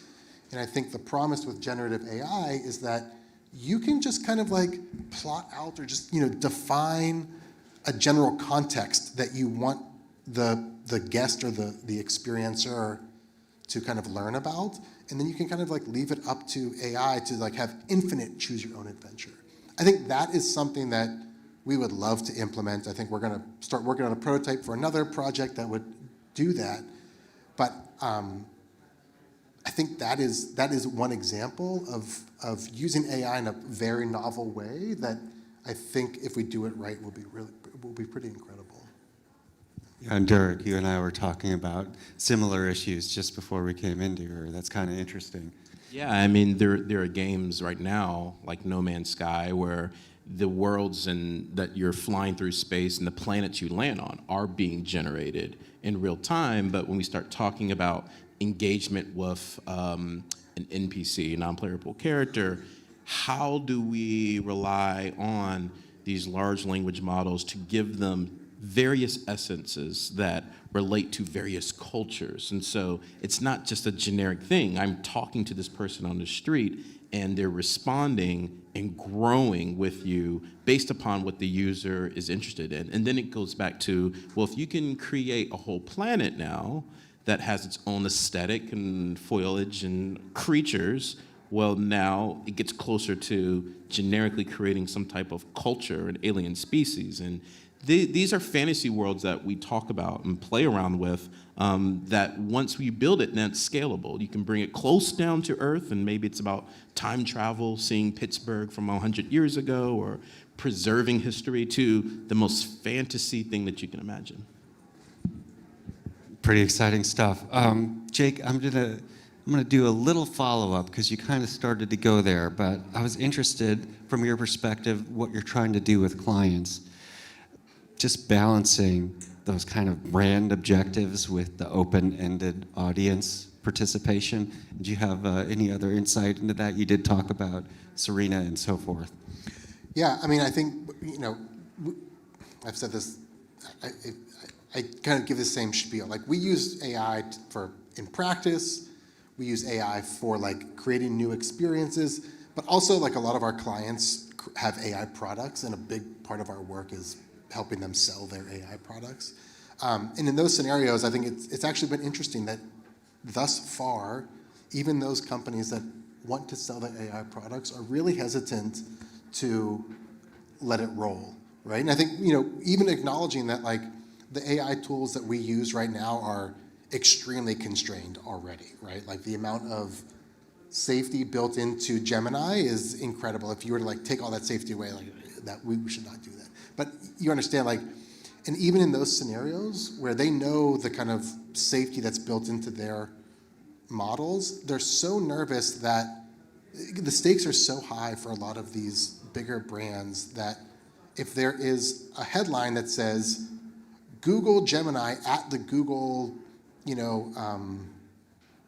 trade show or whatever, at the Google conference, Gemini said, everybody gets a free Pixel phone, right? Or something like that. There's real implications to that. And so it's like understandable that brands, companies are very apprehensive about what could happen.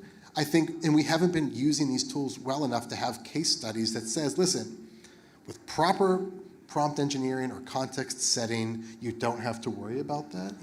The amount of edge case testing that you would have to pay for to do to say without a shadow of a doubt that some, hacker couldn't talk to this experiential AI that's speaking on behalf of Google and not get it to say something awful.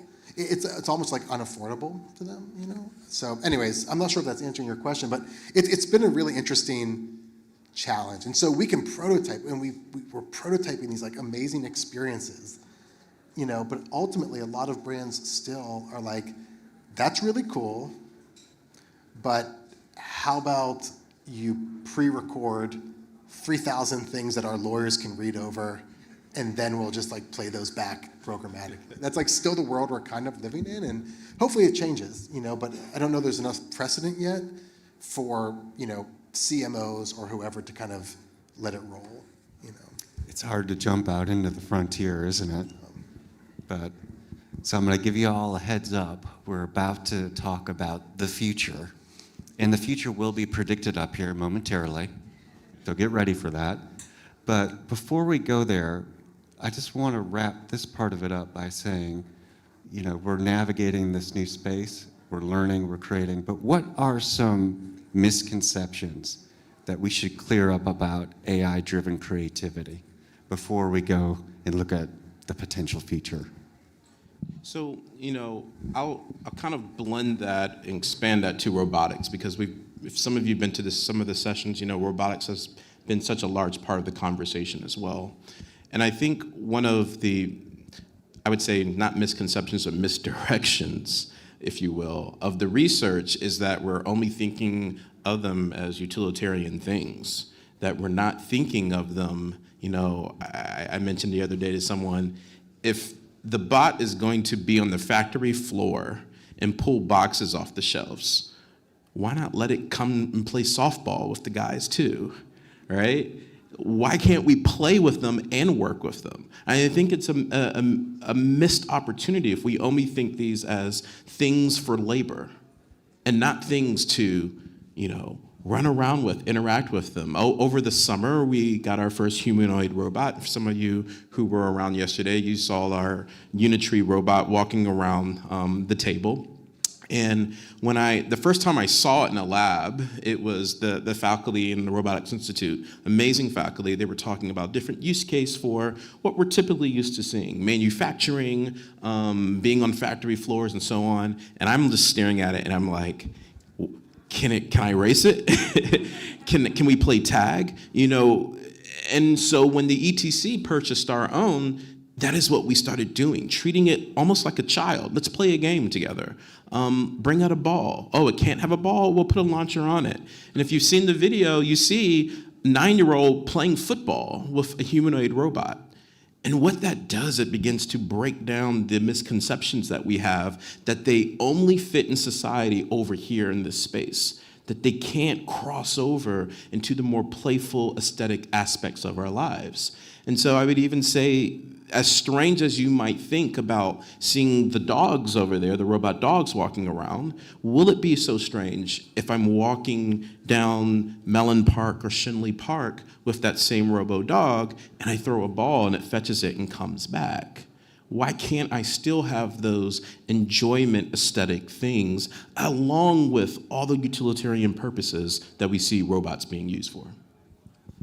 Right. It was interesting. I ran into somebody out in the lobby and he said, robotics, I wonder if that robot could conduct a symphony orchestra. I don't know, we'll ask, right? But Jake, from your perspective, what are some misconceptions or misunderstandings? AI and creativity. Maybe these are more pragmatic and less aspirational. I think a misunderstanding is that it can't quite yet, thankfully, do our jobs for us. I think it is still a tool for us, and I think I'm thinking very much in terms of work, but that is a misconception that I think a lot of folks have. It's that kind of like fuels the fear of being replaced by AI or whatever, and I think that don't get me wrong, I'm sure there will be massive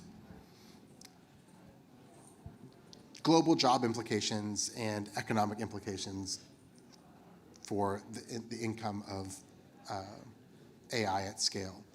Currently, though, I think at least, for folks who work at Deep Local, myself, we're in this extremely privileged situation where we get to do creative stuff as a job. And I think still the way it is now is that there still is a deep need for humans, I think I don't know, maybe that's the main misconception, is that I think a lot of people are very scared that right now, there's already a replacement happening, and I think currently that's not an issue for us. Yeah, that's a big one, right? We see that in the headlines and all of that stuff. So thanks for that, Jake. All right. Now we get to talk about the future a little bit and have a little fun and be creative. So, Derek, I'm going to pitch this one over to you. No pressure, you're up first on the future. But how do you envision, the creative education pipeline evolving to prepare creatives and technologies for a world with all these intelligent tools? Well, we kind of see it already happening in design schools and definitely at the ETC, where we focus a little bit more on systems than the product. If you think about the difference between traditionally, if creating something was like making a cake, design students in a design school and a program, they get messy. We tell them, get creative, and they start throwing ingredients together and trying stuff and get more creative and then more flour, and they bake it, and it may or may not come out right. And then we're like, well, do it again. And that's how design schools have happened for most of, for centuries has been like that. And we start seeing a shift where you're like, okay, yes, be creative, but pause and write down the recipe. So if you're gonna just throw flour at it, well, how much flour did you throw? If you're gonna throw sugar, how much? And you start seeing a different conscious perspective of the pieces that are going together. And so students are already being more focused on creating systems, creating the tools, and focusing less on just the product. We saw this early on in gaming education, where to create what we call a shader, which is a fancy term for a material that you throw on a 3D model, but shaders now have their own logic and their own system. And that used to be over there in computer science, and now designers are taking as much time, artists are taking time coding and thinking about, well, what goes into making said materials or properties. And so this is happening in creating forms and creating music and creating now even narratives and story. Students are thinking about tweaking these boxes, these recipe tools, and then they'll hit the button to see what comes out at the end. And so I think what I see as the future is students focusing on that instead of delivering to the public in products, in tools. And so the future, for instance, if I would speculate, Netflix isn't about choosing movies. It's a platform that allows me to do inputs, and then I get the movie, whatever that might be. And so the team is less focused on the product, but focusing on the mechanism to allow me to push buttons and make the tool. Right. Jake, how about Yeah, you? I mean, what a cool idea. I think, I've talked to a few friends who, maybe teach drawing or, something at CMU, and I think there's this fear that we're going to lose craft, or kids aren't going to learn how to draw anymore, or things like that. And I think ultimately, I think sometimes we kind of conflate craft with what really matters, which is the ability to kind of think and problem solve. I was just kind of talking to Dara earlier about this, and I saw this quote on TikTok or something. Should I still send my child to computer science school if all coding is going to be done by AI in the future? And the answer was yes, of course, because you're not really learning how to code in computer science school. You're learning this very kind of valuable form of problem solving, a process for making things and solving problems and creation. And it's the same thing that you learn in design school or in art school, right? How do I break this down into a problem that I can approach systematically while still leaving room for inspiration, right? Sometimes the issue is, I've got this thing in my mind, how do I make it, and what's the process for making it? And sometimes it's like, I'm gonna sit here and doodle for 2 days, and if I have this process, I'm gonna come up with something amazing, right? And there's these different forms of getting to an end process. And I think ultimately, and I think drawing is a form of that, right? So in design school, you learn to draw. Are you learning the craft of drawing so that you can go draw for somebody else all day? No. You're learning to draw with your hand as a form of kind of discovery and kind of getting, your thoughts out, right? Working through your ideas. Same for programming, right? Are you learning to program so that someone can say, hey, Jake, go make this thing by tomorrow? No. You're learning to program or do engineering so that you can create, ultimately, right? I think if you asked any student in an engineering program, hey, what do you want to do? Almost no one's going to be like, I want to go make the things that people tell me to make, right? I want to go work in SolidWorks for 40 hours a week, creating somebody else's design. People want to create. That's the goal. So ultimately, I think the challenge for education is to make sure that students who are leaving are very educated on the cutting edge of these tools while still maintaining kind of these, what we might call traditional education patterns. How do you learn? how do you find things out? How do you figure things out? Which is really the core of what you learn in school, right? School is like both. I mean, modern universities are like half trade, half learning how to learn. You know what I mean? And I think as long as we're kind of, the trade part of that is up to date and relevant, and people are using cutting edge tools. I mean, for us, that's like what I'm interested in folks coming out of university programs. You know, do they have the cutting edge? Are they using the tools? But also, like, can they think through these problems? You know, with some level of inspiration and creativity. Yeah, and Jake's talked a little bit about jobs and that going forward. You work at a center that has very high placement rate, et cetera. We were talking about that earlier.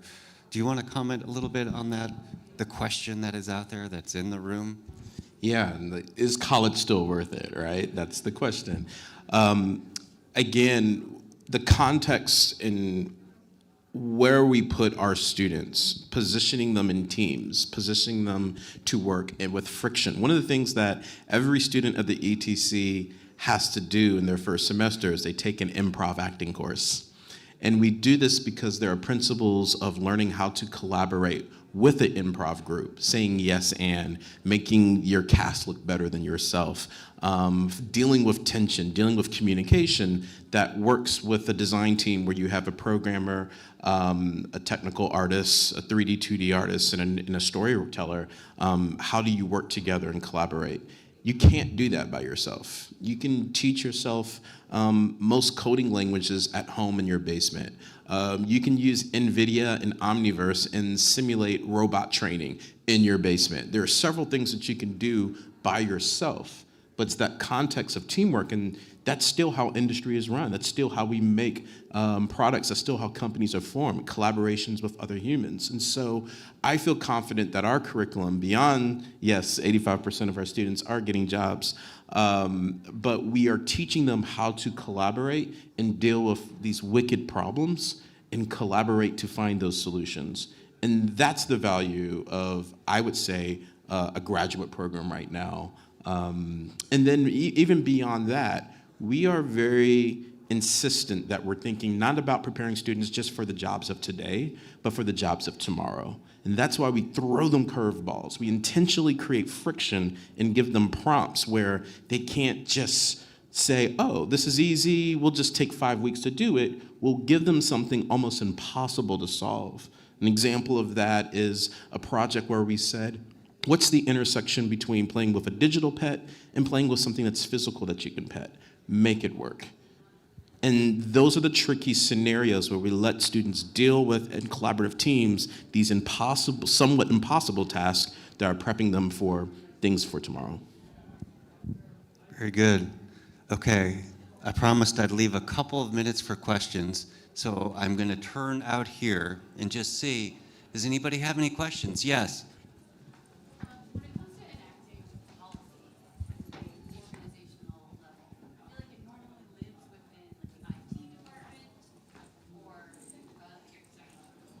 I'm playing host. Oh, thank you. Hello. Talk show, the way we do. Thank you. When it comes to enacting policy within an organization, I feel like it lives normally with IT or with legal, but I never hear how creatives within the organization should be involved in the AI policy creation or deployment. Do you have thoughts on how to involve like the creatives, the producers, the people who are in the art of an organization in a policy that will most likely affect them and their day-to-day lives the most? I feel like they're often excluded. Okay. Yeah, I'll let you spend more time from an industry perspective, but I will say for us in academia, that hit us hard a couple of years ago. If a student is writing an essay, how do we know they're not using ChatGPT? Everyone freaks out on that. If they're in an art school, how do we know they're not using generative AI for their whole portfolio, right? So these are real things that we've been dealing with. We don't have all the answers. We still rely heavily on allowing students to use these tools, allowing them to explore. But even the process and the pipeline coming in within the school, we've been rethinking that. And that's been across the whole university, but especially within design programs like ourselves, the ETC. We're coming together and trying to still find ways that we do face-to-face interviews and other mechanisms to do it. But I think ultimately, you'll have a different take from an industry perspective. We have to trust, right? We have to not have that freak out moment that even if the student used ChatGPT to write the essay, does that really mean that they're less intelligent or less capable to come? We have to get over that first hurdle of bias that says that means they can't write. No, that just means they found the tool to allow them to do it faster. So we have to be careful to measure these new things as an indicator of skill versus these are the students of today and tomorrow. I think, so Deep Local has two parent companies. Our first parent company is a company called Landor. They're like a multinational branding agency, about 1,500 people. And then they're owned by WPP, which is this massive conglomerate of marketing agencies and media buyers. And, the directive from the very top is you're not using enough AI. So the policy there, it's an interesting one because it's used more and more and more. And so I think the subtext is be more efficient. I mean, that's truly the kind of, get more out of people using AI as I said, I think that's a kind of a scary use case, right? Because it really ultimately means that, like I said, a race to the bottom, hyper efficiency, who benefits, probably not me or any of my design or developer colleagues.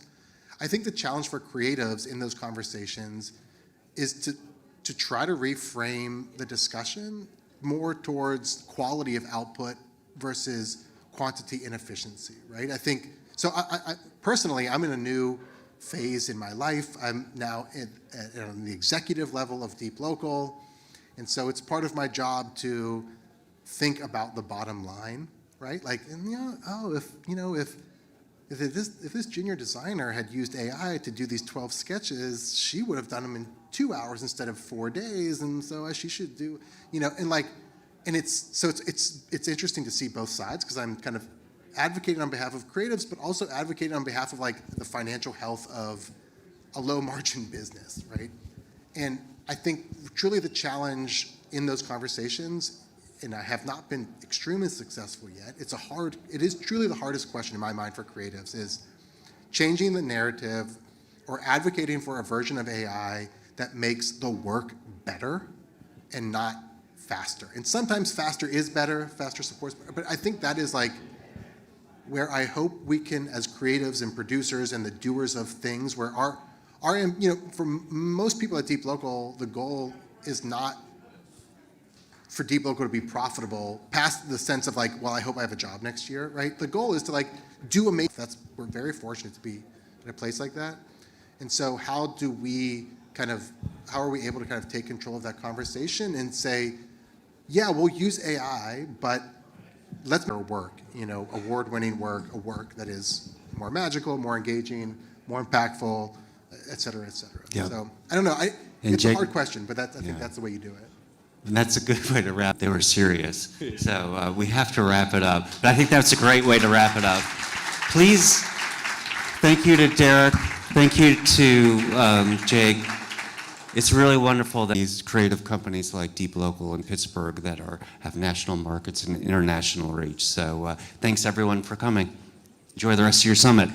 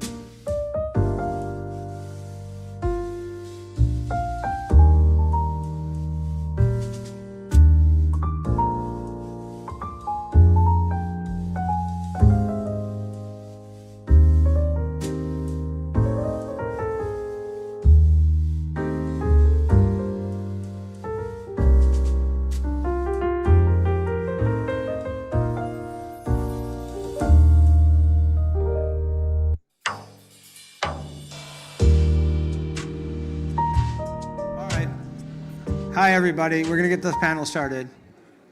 Hi, my name's Adil Janwala. Thank you all for coming to our panel. We've had an amazing conference so far. I don't know if you all felt about it, but I think there's something really inspiring about the amount of AI innovation that everyone's talking about the applications you're seeing. I thought Gecko Robots talking this morning on the main stage was something. The healthcare innovation, all of it's really, really something. And we keep hearing the importance of data centers and about energy, right? We've had the governor talk about it. We're going to have the senator come here. And so, yeah, we need energy. We need data centers. But it occurs to us, and we have this panel because in part, we're not the only place in the country. Just feedback. Can you guys have feedback? Not the only place in the country that wants to be the AI future of America, right? It's not Pittsburgh at whatever pace we want to take it, right? It's a race. It's a national race. And we really think we have reasons to win. But what do we need to win beyond just energy and a data center, right? What are the other things that we're going to need? We've got these researchers. We've got these wonderful universities. What else is it going to take? And I think one of the things that we don't talk enough about is connectivity and what that means to this AI future. And that's why we have this amazing and fantastic panel here to talk a little bit about what are the other pieces that are really critical to winning the AI future. And so I want to start with Mike Sicoli, CEO of DQE. Mike, you live this for a profession day in, day out. You talk to all these hyperscalers, to all these data players. What is it you're hearing in the market about what it really takes to be the place that wins this kind of business? Sure, thanks, Adil. So DQE, for those that don't know, is a fiber company here in southwestern Pennsylvania, headquartered in Pittsburgh. It was founded by Duquesne Light Power Company and spun out last year as a private independent company. We have about a 5,000-mile route network throughout mostly southwestern PA, but we go a little bit north and south and east of here as well. We have about 3,000 on-net buildings, of which 20 to 25 are actually data centers today. So we're connected to every data center that exists today in this region. And we're actively involved in several conversations with folks who are looking to build new data centers in the region as well. The requirements for larger data centers tend to be a little bit different than smaller ones or your house or a business. Most of the network in our area today is aerial, meaning it goes on telephone poles, electrical poles. It gets underground when it gets towards the city, when other utilities get underground as well. But when you're talking about hyperscale data centers, which are fueling AI, they really want all of the infrastructure to be underground. They view that as much more resilient. It is more resilient. It's also insanely more expensive to build. And they're looking for not only for this infrastructure to be underground, they're looking for it to be incredibly robust, very high fiber counts, actual conduits instead of just fiber, and they want lots of diversity. So at a minimum, you see 3 or 4 connections to every one of these sites, and they're going north, south, east, and west. They do not cross each other. They're very intentional about which paths they take because they want to make sure that no single event could take down more than one fiber path. That drives a significant amount of incremental cost. And in some cases, when a hyperscaler is building in a metro area, that cost can be shared with others. But if the hyperscale data center is in the middle of nowhere, then that's largely a cost that has to get borne by either the developer or the hyperscaler itself. And Pittsburgh itself is not known as an internet hub. So the other question is, where are they going? Columbus and Ashburn are relatively close to us. Those are the key destinations. Chicago, Secaucus, some other places. So just getting to downtown Pittsburgh is not necessarily the most helpful as well. We need to figure out how we're getting to these other locations. So by definition, we're gonna have to work together with others to piece these networks together. There is no one provider that has these solutions. And so it can get fairly complicated, but that's what we're seeing right now. Thanks, Mike. And then we have to the far corner, we have Sean Farney from JLL. They are in the business of building these sites nationally. And so I have a wonderful perspective on what does this race really look like, right?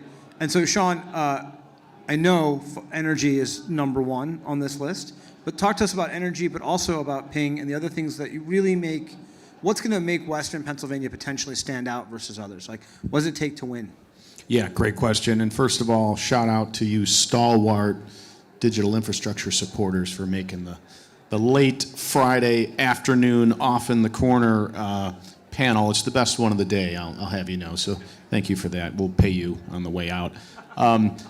So infrastructure and what makes the race and what wins the race. So to continue on the first question a little bit, when I was building and running data centers for Microsoft about 15 years ago, we had 24 different heat mapping criteria for where to build. That list has grown quite a bit since then, but the top three was always ping, power, and pipe, right? So ping, network connectivity, power, electrical grid connectivity, which until a couple of years ago was exclusively grid connectivity, and pipe, water. So that hasn't changed, but from a site selection perspective, and JLL finds digital dirt for all of the hyperscalers, we've seen a significant constraint around power. Ping is still a table stake. Got to have big pipes or else your data center can't talk to anyone. You got to have water. That's changing a bit. There's some waterless solutions that are amazing, and with liquid cooling coming in, it's a whole new world. But power is constrained. And so we're seeing this really shape this first phase of AI data center building. And the first phase are large, generally cloud service provider facilities with astounding numbers, like 1 gigawatt or 2 gigawatt, or now down in Texas, I heard an 11 gigawatt campus. Crazy, right? That's where these LLMs or learning is being done. The libraries are being built. And so we're seeing a chase for power, certainly, but all the other factors like network and water, and things like number of eyeballs, labor force. There's a tremendous shortage of labor right now. We employ several thousand data center technicians for our FM business, and we could hire 5,000 more tomorrow, right? So that type of thing is also attractive. So Pittsburgh has a great aggregation of all the important variables, but the power thing is really overshadowing the choices for large AI data centers. But as the form factor for data center changes, as we move into different phases of AI, there may be some intangible benefits that Pittsburgh is really positioned well to take advantage of. Thanks, Sean. And then to my immediate left, Nay Newell from Ciena Corporation. Nay, Ciena's in the middle of this AI boom, right? In the middle of all this great stuff. I hear great things about the stock price. All right. No insider knowledge there. Anyway, from your perspective, first, tell us a little bit what Ciena does, but also, how does connectivity fit into this entire picture? Sure, thanks. And it's great to be here. And again, to what Sean said, thanks for sticking with us here late in the day. So my name is Nay Newell. I work at Ciena. And for those of you that don't know Ciena, we are the global leader in high-speed connectivity. So we make the equipment that rides over the fiber that Mike and team are putting in the ground. So we make everything from your high-speed backbone equipment that's going to be carrying kind of the interstate of the network, all the way down to, I always tell, if I'm talking to my daughters and telling them what we do, you know, if you use your cell phone to do anything on the internet, it's wireless to the tower. As soon as it hits the tower, there's a 80% chance it's riding over Ciena equipment. So we make stuff all the way at the edge, but all the equipment we make, it lights up all the fiber that's in the ground. So yeah, so that's a big part of all of this. And you know, Ciena has really our pedigree has been, how do you maximize what you get out of that fiber, right? Fiber is critical, and in often cases it's a very scarce resource. There's a lot of fiber construction going on right now that's changing that. But you know, we've made you know, a lot of investments from an R&D perspective around how do you use that fiber most efficiently, how do you get the most, you know, bits per second out of the fiber. And we also make the modems, which if you think of the fiber as a highway, as transportation, we make the cars that drive down the highway as well. And that's all about, you know, how fast can you go, how far can you go without having to stop and regenerate or refuel, if you will. So within Ciena, I lead a strategic solutions team. We're focused on doing a lot of digital transformation. So we work with, you know, clients large and small about how do they take advantage of these new technologies. We also have a big, heavy professional services arm, so we can help build, operate, and improve from a services perspective, and you really implement all of this connectivity. But The interesting thing we're seeing right now from a hyperscaler perspective is just the massive scale that we're seeing, these day one demands. We're talking 10, 20, 30 times what a traditional service provider may have had in their network over the last 3 decades, right? So this is serious amount of capacity, and they want that day one, right? So, how do we scale, how do we maintain, and how do we, create an effective network that's ready for tomorrow? Just clarify one other point here, which is that fiber is clearly on the checklist of things that have to go, have to get checked in order for a site to be chosen. But as Sean said, it's about power right now. But the way the process works for the hyperscalers, they're evaluating dozens, if not hundreds, of sites at any point in time. When they shortlist something, that's when they get more into the nitty-gritty of like, okay, what about the other stuff, like network? And each hyperscaler has different requirements. So you can't necessarily build this stuff in advance because Microsoft's different than Google, it's different than Meta. So you kind of have to wait until the hyperscale, the field has been narrowed. And there is some time frame to play with. So the typical development life cycle now is 3 to 5 years to get the power and get the infrastructure to make the power work. The network piece can usually be solved in 18 to 24 months. So you do have to plan well in advance, and it is an important part of the decision criteria, but it's not as critical day one as it used to be. But it will be, no site will be selected, no leases will be signed without the network being figured out, including who's paying for it. And it's kind of an interesting offshoot, and I think this is great, a great example of the creative destruction in the data center and digital infrastructure industry. If a hyperscaler finds some stranded power in, let's say, Fort Wayne, Indiana, or Louisiana, or DeKalb, Illinois, or Quincy, Washington, oftentimes it will drive a new fiber interconnection hub, which is fantastic. Again, showing the importance of power, but also the importance of network. I have a client who actually, it's a complicated deal, but we found power, we found a great site, and arranged to build a new cable landing station and run dark fiber to it to accommodate the data center. So the invisible hand of innovation in capitalism is no more alive than it is in the data center business, where we see there's so much money involved. It's so important to have good pipes. You're seeing this confluence of innovation and creation, and it's really redrawing the map. I remember when Columbus, there wasn't a data center in Columbus, and now look what's happened in just the last 5 years there, and a bunch of other examples. So it is a really fascinating time to be alive in this business. So before we switch over to maybe some more provocative conversations around challenging the assumptions we've had that sort of undergirded a lot of what we did in this conference, right? We had the governor here. We talked about $90 billion in investment. We talked about AWS putting a bunch of data centers in Pennsylvania.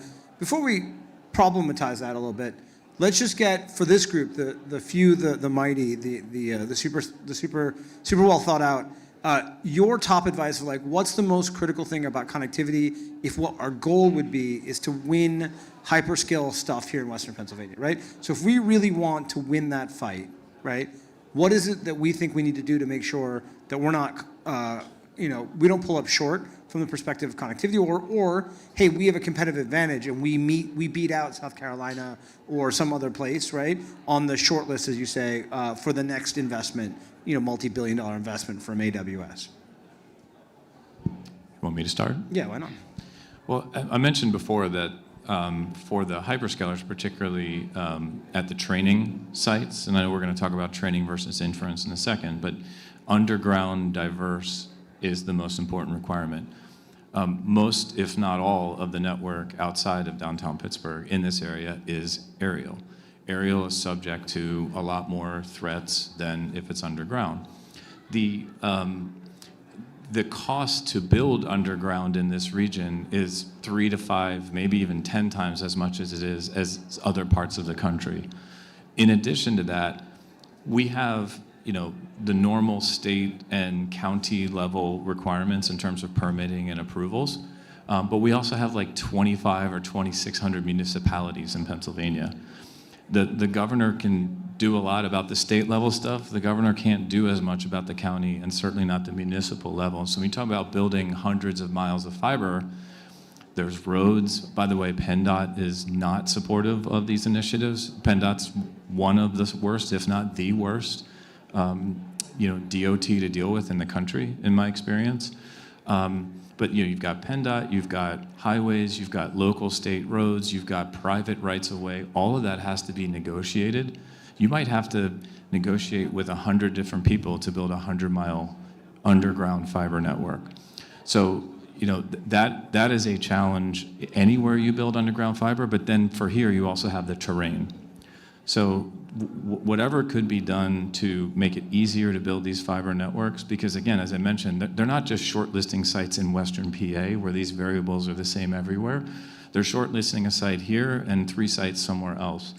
If the fiber cost is 10x here, it may be a reason for them not to pick it. So what could we do to make the fiber cost not 10x? And that may involve, help from the state or others to at least streamline the process to be able to build the fiber, if not, provide some way to make it cheaper to build the fiber.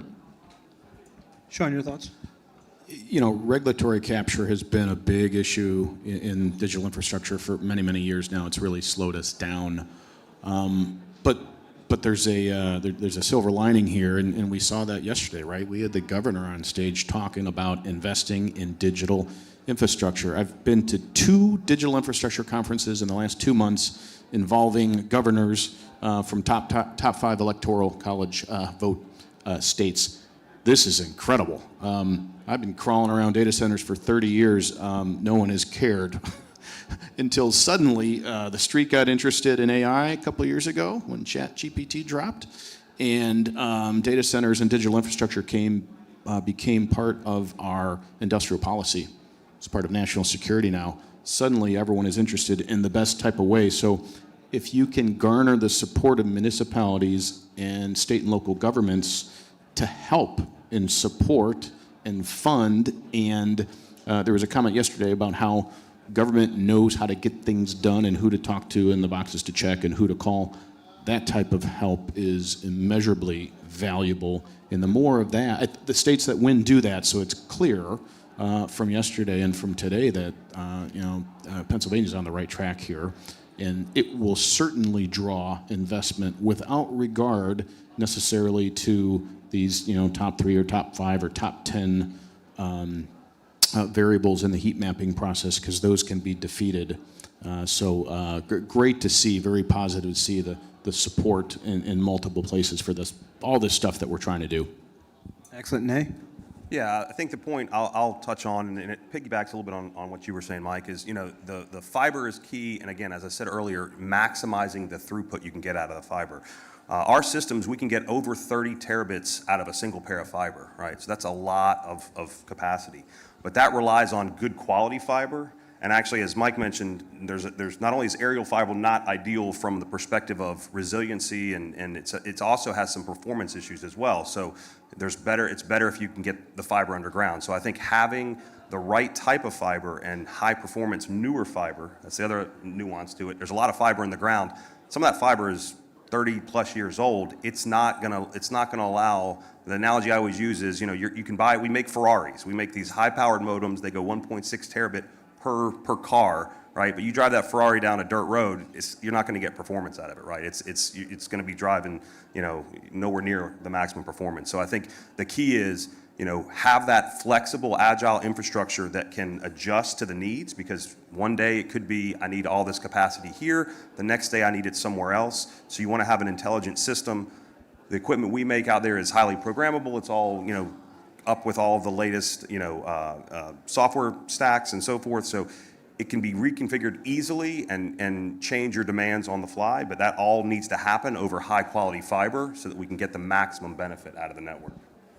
And I do want to highlight that we're emphasizing here what we're talking about here is the very large hyperscale sites and the requirements for them. There's only going to be so many of those that get built, in the country. Most of the other locations, smaller data centers, multi-tenant data centers, enterprise locations, homes, whatever, the fiber that exists today is perfectly fine for that and perfectly resilient enough. But when you're talking about billions of dollars invested in one facility, it can never go down. And people talk about, well, power goes out all the time. Why is that not a problem? Well, that's why they build these massive generator facilities, right?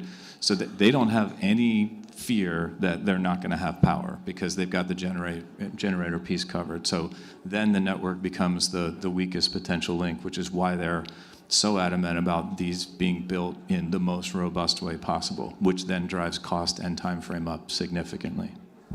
And so this leads me to the provocative question, the one you didn't expect we were going to ask, right? Do we really need these giant hyperscalers to be in the 10-county region of Western Pennsylvania to win the AI economy, right? We've been here for 2 days. I've seen robots that I couldn't imagine do what they do. I've seen, BNY Mellon talk about the speed at which the AI coding assistant, jumps every 6 months. It's becoming from an ordinary person to a Nobel Prize winner, from a Nobel Prize winner to something we can't even understand, right? The pace of acceleration. We've seen the software that people are inventing and the professors and the things they're doing. It strikes me that what we're trying to win is the AI economy, right? Is that the same thing as the hyperscaler data economy? Can we win an AI without the hyperscalers, and what would that look like? Sean, I know you have an interesting thought on this. Yeah, it's a great and provocative thought. So we all focus on the hyperscalers, particularly Wall Street, perhaps too much focus, and the $300 billion they spend every year building data centers. So 1,150 technically considered hyperscale facilities today. That number will only increase. But I like to quote a friend of mine who just retired from Google, running their data center program.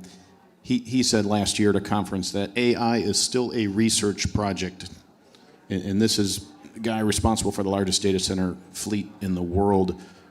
We still don't know in 3 years what we're going to do in the digital infrastructure and data center space around AI. This is still developing. We are building like crazy. So there are new segments arising. I like to say that rising tides continue to lift all ships. So yes, hyperscale data centers will continue to thrive. Co-location data centers will continue to thrive.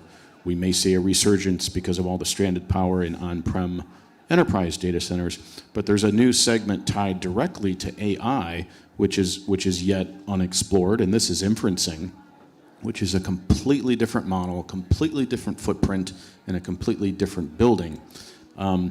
I saw a set of GB300 chipped Supermicro servers pretty recently, 8 cabinets, 1.14 megawatts and 8 cabinets. Enough to do inferencing for a Fortune 500 company. That's all you need. Every single one of those Fortune 500 companies is going to have to do AI inferencing to monetize AI over the next 3 to 5 years. It's really expensive to do it in the cloud, and there's also a technical requirement, let's call it 100-mile or 3 millisecond latency circle, to do it close to your use case. We haven't started building for this yet. We've all heard about CoreWeave in Vultr, in Lambda. The list is pretty short. So I put my faith in the market to figure this out and answer that. Of course, the hyperscalers are going to keep doing what they're doing because the rate of new information creation, the CAGR is 23%. So basically, we double the amount of information on the Earth every 4 years. That's not going to stop. The hypers help us with that. But there are elements of the AI development cycle we haven't built for yet. And therefore, there's a form factor that a place like Pittsburgh, with strong academic community, great local talent, good population, great pipes, will benefit from when we start to build out this AI inferencing edge. So it's unmapped, it's unexplored, and I think all segments of data center digital infrastructure will benefit from this. We're not even in the first round of this. Maybe we're in the first round, perhaps the second or third. There's a lot of rounds left here and a lot of creative destruction in the digital infrastructure field and how we do the data centers to support them. And Pittsburgh's very well positioned, especially given what we've seen here in the last couple of days, to support that. Mike, from a local perspective? Yeah, I think the answer is yes and no. I think, to what Sean just said, if we somehow don't win or don't win in a big way the large hyperscale sites, it's not game over.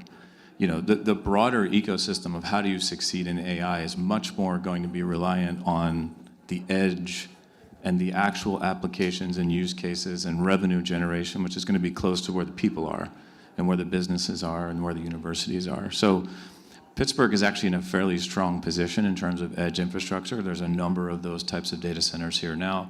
Those consume much less power. You're talking about 10 to 50 megawatts of power as opposed to hundreds or, you know, a gigawatt of power, you know, per location. So we're much better suited to do that. We have some good fiber assets. So I think that, you know, we need to make sure we're investing to win that race, because I think that's the long game. In the short run, though, if I'm a governor and I'm a county commissioner and somebody's going to pick one place that they're going to spend $10 billion at, you know, and the jobs and the property tax then that comes with that, I really want that in my state. I really want that in my town. But those are kind of like individual, you know, almost one-off opportunities. What you would really want to try to do, and I think that we are trying to do that, but I'm not sure how you could just make it occur, because Ashburn grew up organically. Columbus grew up somewhat organically. I think they had some government help too, but that would be what's interesting. And there's still an opportunity for Pittsburgh to become the next Columbus, or maybe not the next Ashburn, you know, given the exponential difference in the amount of power already there. But there's no reason Pittsburgh couldn't become the next Columbus in terms of being an internet hub.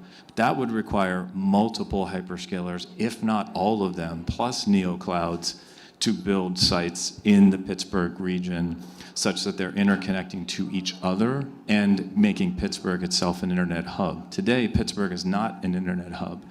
We have connectivity in downtown, the Allegheny Center Mall, but all the traffic's going to Columbus and Ashburn and Secaucus from there. It's not, the traffic's not, you know, destined for Pittsburgh. There is an exchange here, and that is helpful. There is Pittsburgh Supercompute, but it's just not the same as Columbus and Ashburn. So if we could pull off making this the next Columbus, then that would be amazing and game-changing. If we don't pull that off, we still have plenty of runway on how to win AI. So Jay, what's it look like if we're about inferencing or about the edge? What's that look like from Sienna's perspective? Yeah, so first off, you know, just to back up what both Sean and Mike were saying is, you know, there was a recent study done by Omdia that says by 2030, 2/3 of all the internet traffic will be carrying AI, right? So if you think about that for a minute, 2/3 of that traffic is going to be from existing applications that are AI enhanced. So that's not a killer app that, you know, put this whole thing on its head. That's just AI enhancements of the things that we're doing today. So I think it shows us that, yes, if we don't land all the data centers here, right, is there still an opportunity? Absolutely, there's a huge opportunity. And there's going to be, you know, the need for connectivity, and there's going to be a distributed, you know, architecture that's needed to connect, you know, users to data centers, users to content, users to applications, and that's going to drive a significant amount of need for connectivity, right? So I think that's where we really see the opportunity, is that yes, big pipes are needed, these massive flows for these huge data centers that are driving that kind of never been seen before demand. That's going to still continue to happen, but that's going to play out in a couple of key areas.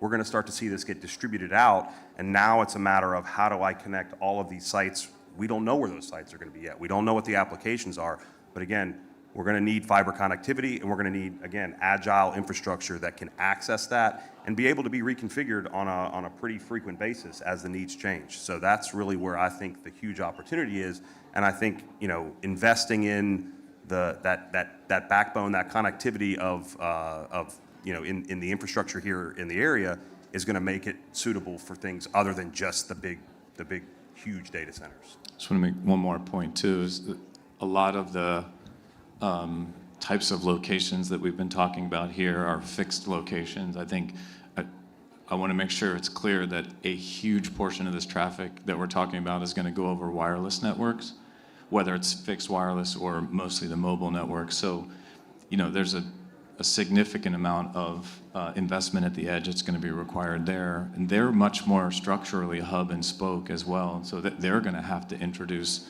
you know, more edge type compute and storage as well as a part of this, and that's a big part of the ecosystem. We serve like 700 wireless towers today, all with fiber. They're all upgrading. You know, they used to all be one gig or less. They're all 10 gig now, and they're all demanding that we provide them with 25 and 100 gig interfaces as well, because they see where this is going. Okay, so one last question from the moderator, and then we'll open it up for the group. I feel like it's an intimate group, so we can get some good questions going. I want your hot take. I want the interesting insight. This group has been special, right? So what do you know that they ought to know but don't know yet? Or what's your hot take or your prediction for the future? We're at an AI conference, right? So everything's about in a few years, right? We'll all be, bowing to our overlords who will also be making our lives better, or something of that sort, right? So what's your hot take around connectivity and AI and the future as you see it? And I won't point to anyone. Whoever wants to can jump on it first. Okay, the first one's the boring one. This is the inference edge AI. As we move into the next phase of AI, the Fortune 500 needs to monetize AI and do inference. It'll be done on-prem or close within 3 milliseconds, which will finally launch the edge in small form data centers. That's boring, but the crazy one, this is the fun one. Who else wants a robot out there? Anyone? Well, the robot's not the coolest thing ever. Like, Pittsburgh has some cool robot technology. So here's where it gets crazy in 5 years. So if the processing is being done on board with robots, and you can add storage to the compute, wireless mesh network of robots. Okay, imagine you got two robots in each household? There's storage on board, they're connected wirelessly, and we have this distributed edge network, like this BitTorrent network of robot data centers. That's my, like, 2-beer idea here that I'm going to throw out there at the end of the day. You hear that, Gecko? I'm just putting out the pitch for John. All right. Is anybody else terrified of the robot apocalypse? Yeah, unless those robots can generate power, I'm not really sure, how quickly we're going to get there. I think my sort of take is that there's like a lack of reality to the way people are approaching this problem right now, specifically on the power side. Even if we build all the nuclear and refire coal plants and solar and wind, there will never be enough power to meet the projections that are currently being, analyzed around what it would take to actually meet the demand for AI. So there's going to be significant technological, change that needs to occur to make sure that the applications and use cases can get the processing and the compute and the storage and the network that they need in a way that we just don't know sitting here today. And those things could be incredibly disruptive to the way we're playing this game right now. You may not need as much data center space and power and capacity as we think we do today. So there's no reason to believe that the innovation will just make it such that we don't need things we could never produce. It might also mean that we need less than we thought we needed in the first place. And so I think there's going to be a lot of disruption coming around this question about space and power and connectivity in ways that we haven't thought through yet. But we'll still need more connectivity, right? They will still need at the end of the day, you're still going to need fiber everywhere. Even if it's wireless last mile, it has to have robust fiber connected to it, and that fiber has to be connected to data centers. Data centers don't work, applications don't work without network. Just the way it is. The old Verizon ad. All right, go ahead. Yeah, the funny, I always talk about it's, connectivity is not a cost, it's the enabler to all these future applications. So that's key. I mean, one thing I'll leave you with, I guess, on kind of a provocative thought or a hot take is, we've talked about all of outside of the data center and interconnecting that. What we're seeing at Ciena is there's so much equipment, so much technology inside the data center that we're building almost equivalent networks inside the data center to connect all the devices together. We're seeing the same Ferraris, our high-speed modems, are now used between devices within the data center. We're seeing the need for fiber prevalent in the data center just to get rid of the management cabling, because all of the Cat 5 and Cat 6 cabling it's weighing down the ladder rack, and it's it's taking up too much space that's critical. So it's really, when you put that in perspective, I think that just is, at least for me, maybe I'm just a networking guy and that's what I think about, but it's pretty impressive when you think about it in that context, that there's almost an equivalent network running inside the data center just to connect all the devices, not to mention what's going outside of it. So pretty amazing. Really cool time. All right, fascinating. All right, it's time to do your job. Questions from the audience, please. Yeah, great panel, excellent. Love it. Mike, quick question. You guys are all pointing towards more edge, mainly for inference, but we do work with mission critical and enterprise critical applications that are islanded power. 1 second. She wants to hand you a mic. I They're was going to island- repeat your question, but I'm happy that she just gave you the mic. They're islanded for power. Will they eventually not need as much fiber, at least for mission critical stuff? And that could be corporate or military. I think there's a lot that can be done over a fiber pair. He just told you they can do 30 terabits over one pair of fiber. So I think at the edge, when you're talking about enterprise, or even consumer, I don't think there needs to be necessarily more fiber. Now, there's still plenty of places in this country that don't have any fiber. So that has to change. But do we need, 144, 288, 864 to a business? Probably not. But one thing, if you look at what the hyperscalers are doing, though, they're putting multiple 864s in, not just on campus, but like to their next campus or to Ashburn and Columbus and places like that. Given how much we can do on one pair of fiber, I don't actually know what the hell they're planning that they need that much fiber. I don't think they do either. I think it is still very much an experiment. And the cost of having more fiber relative to less when it's already a $10 billion project, I think they're looking at it more for option value, saying, look, I don't really know if I'm gonna need all this fiber later, but it's a lot cheaper to put it in now than it is later. So let's just make sure we future-proof it.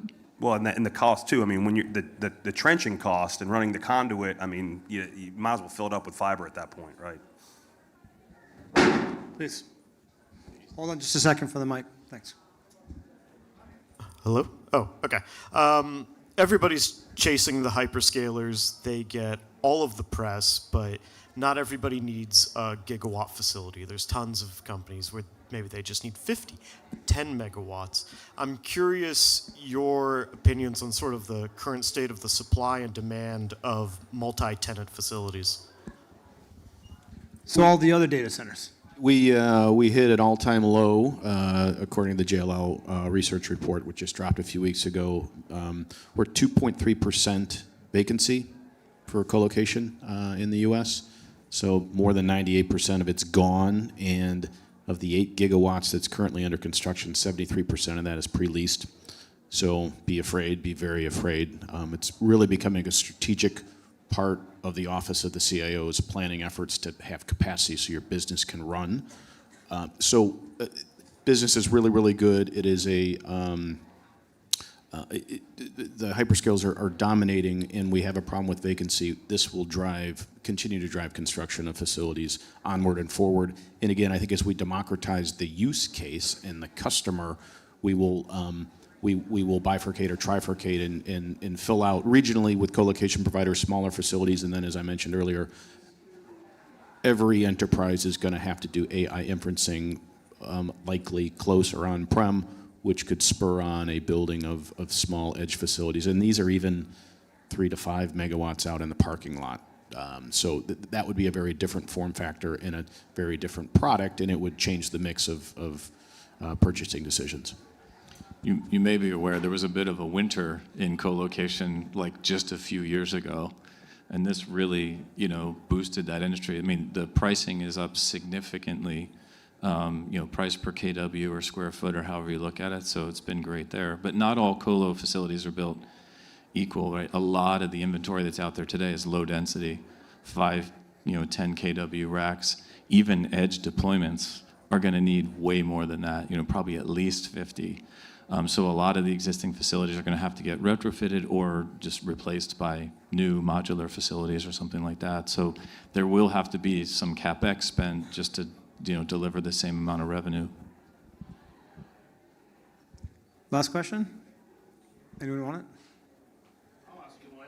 Finish with the network, 'cause that's Is a community like Pittsburgh ready? Forget power, forget data centers. Is a community like Pittsburgh ready to support the community, the users, the businesses that need to access all that data down to their house or down to their business? And if not, what needs to happen to make Pittsburgh ready to do that? What do y'all think? I guess I'll start. It depends on where you are and what you define Pittsburgh as, right? In the downtown urban core area, there's very good availability to fiber, even to residences. Not everywhere, but most people have access to fiber here in a way that I think would facilitate AI. Now, there's probably some incubators or some specific locations that will need enhancement, but I think that can be accomplished. As you get farther out from Pittsburgh city center, that answer changes a lot. And there's a lot less fiber availability, there's a lot less density, and I think that's where some of the things I was talking about before about the need to make it easier to build fiber come into play. Maybe another provocative thought would be take some of that BEAD money that in my opinion is wasted on locations that are uneconomic even with government subsidy, take some of that, build middle mile to grease the skids on facilitating some of this investment in AI to make sure that Pennsylvania is the winner of some of these investments.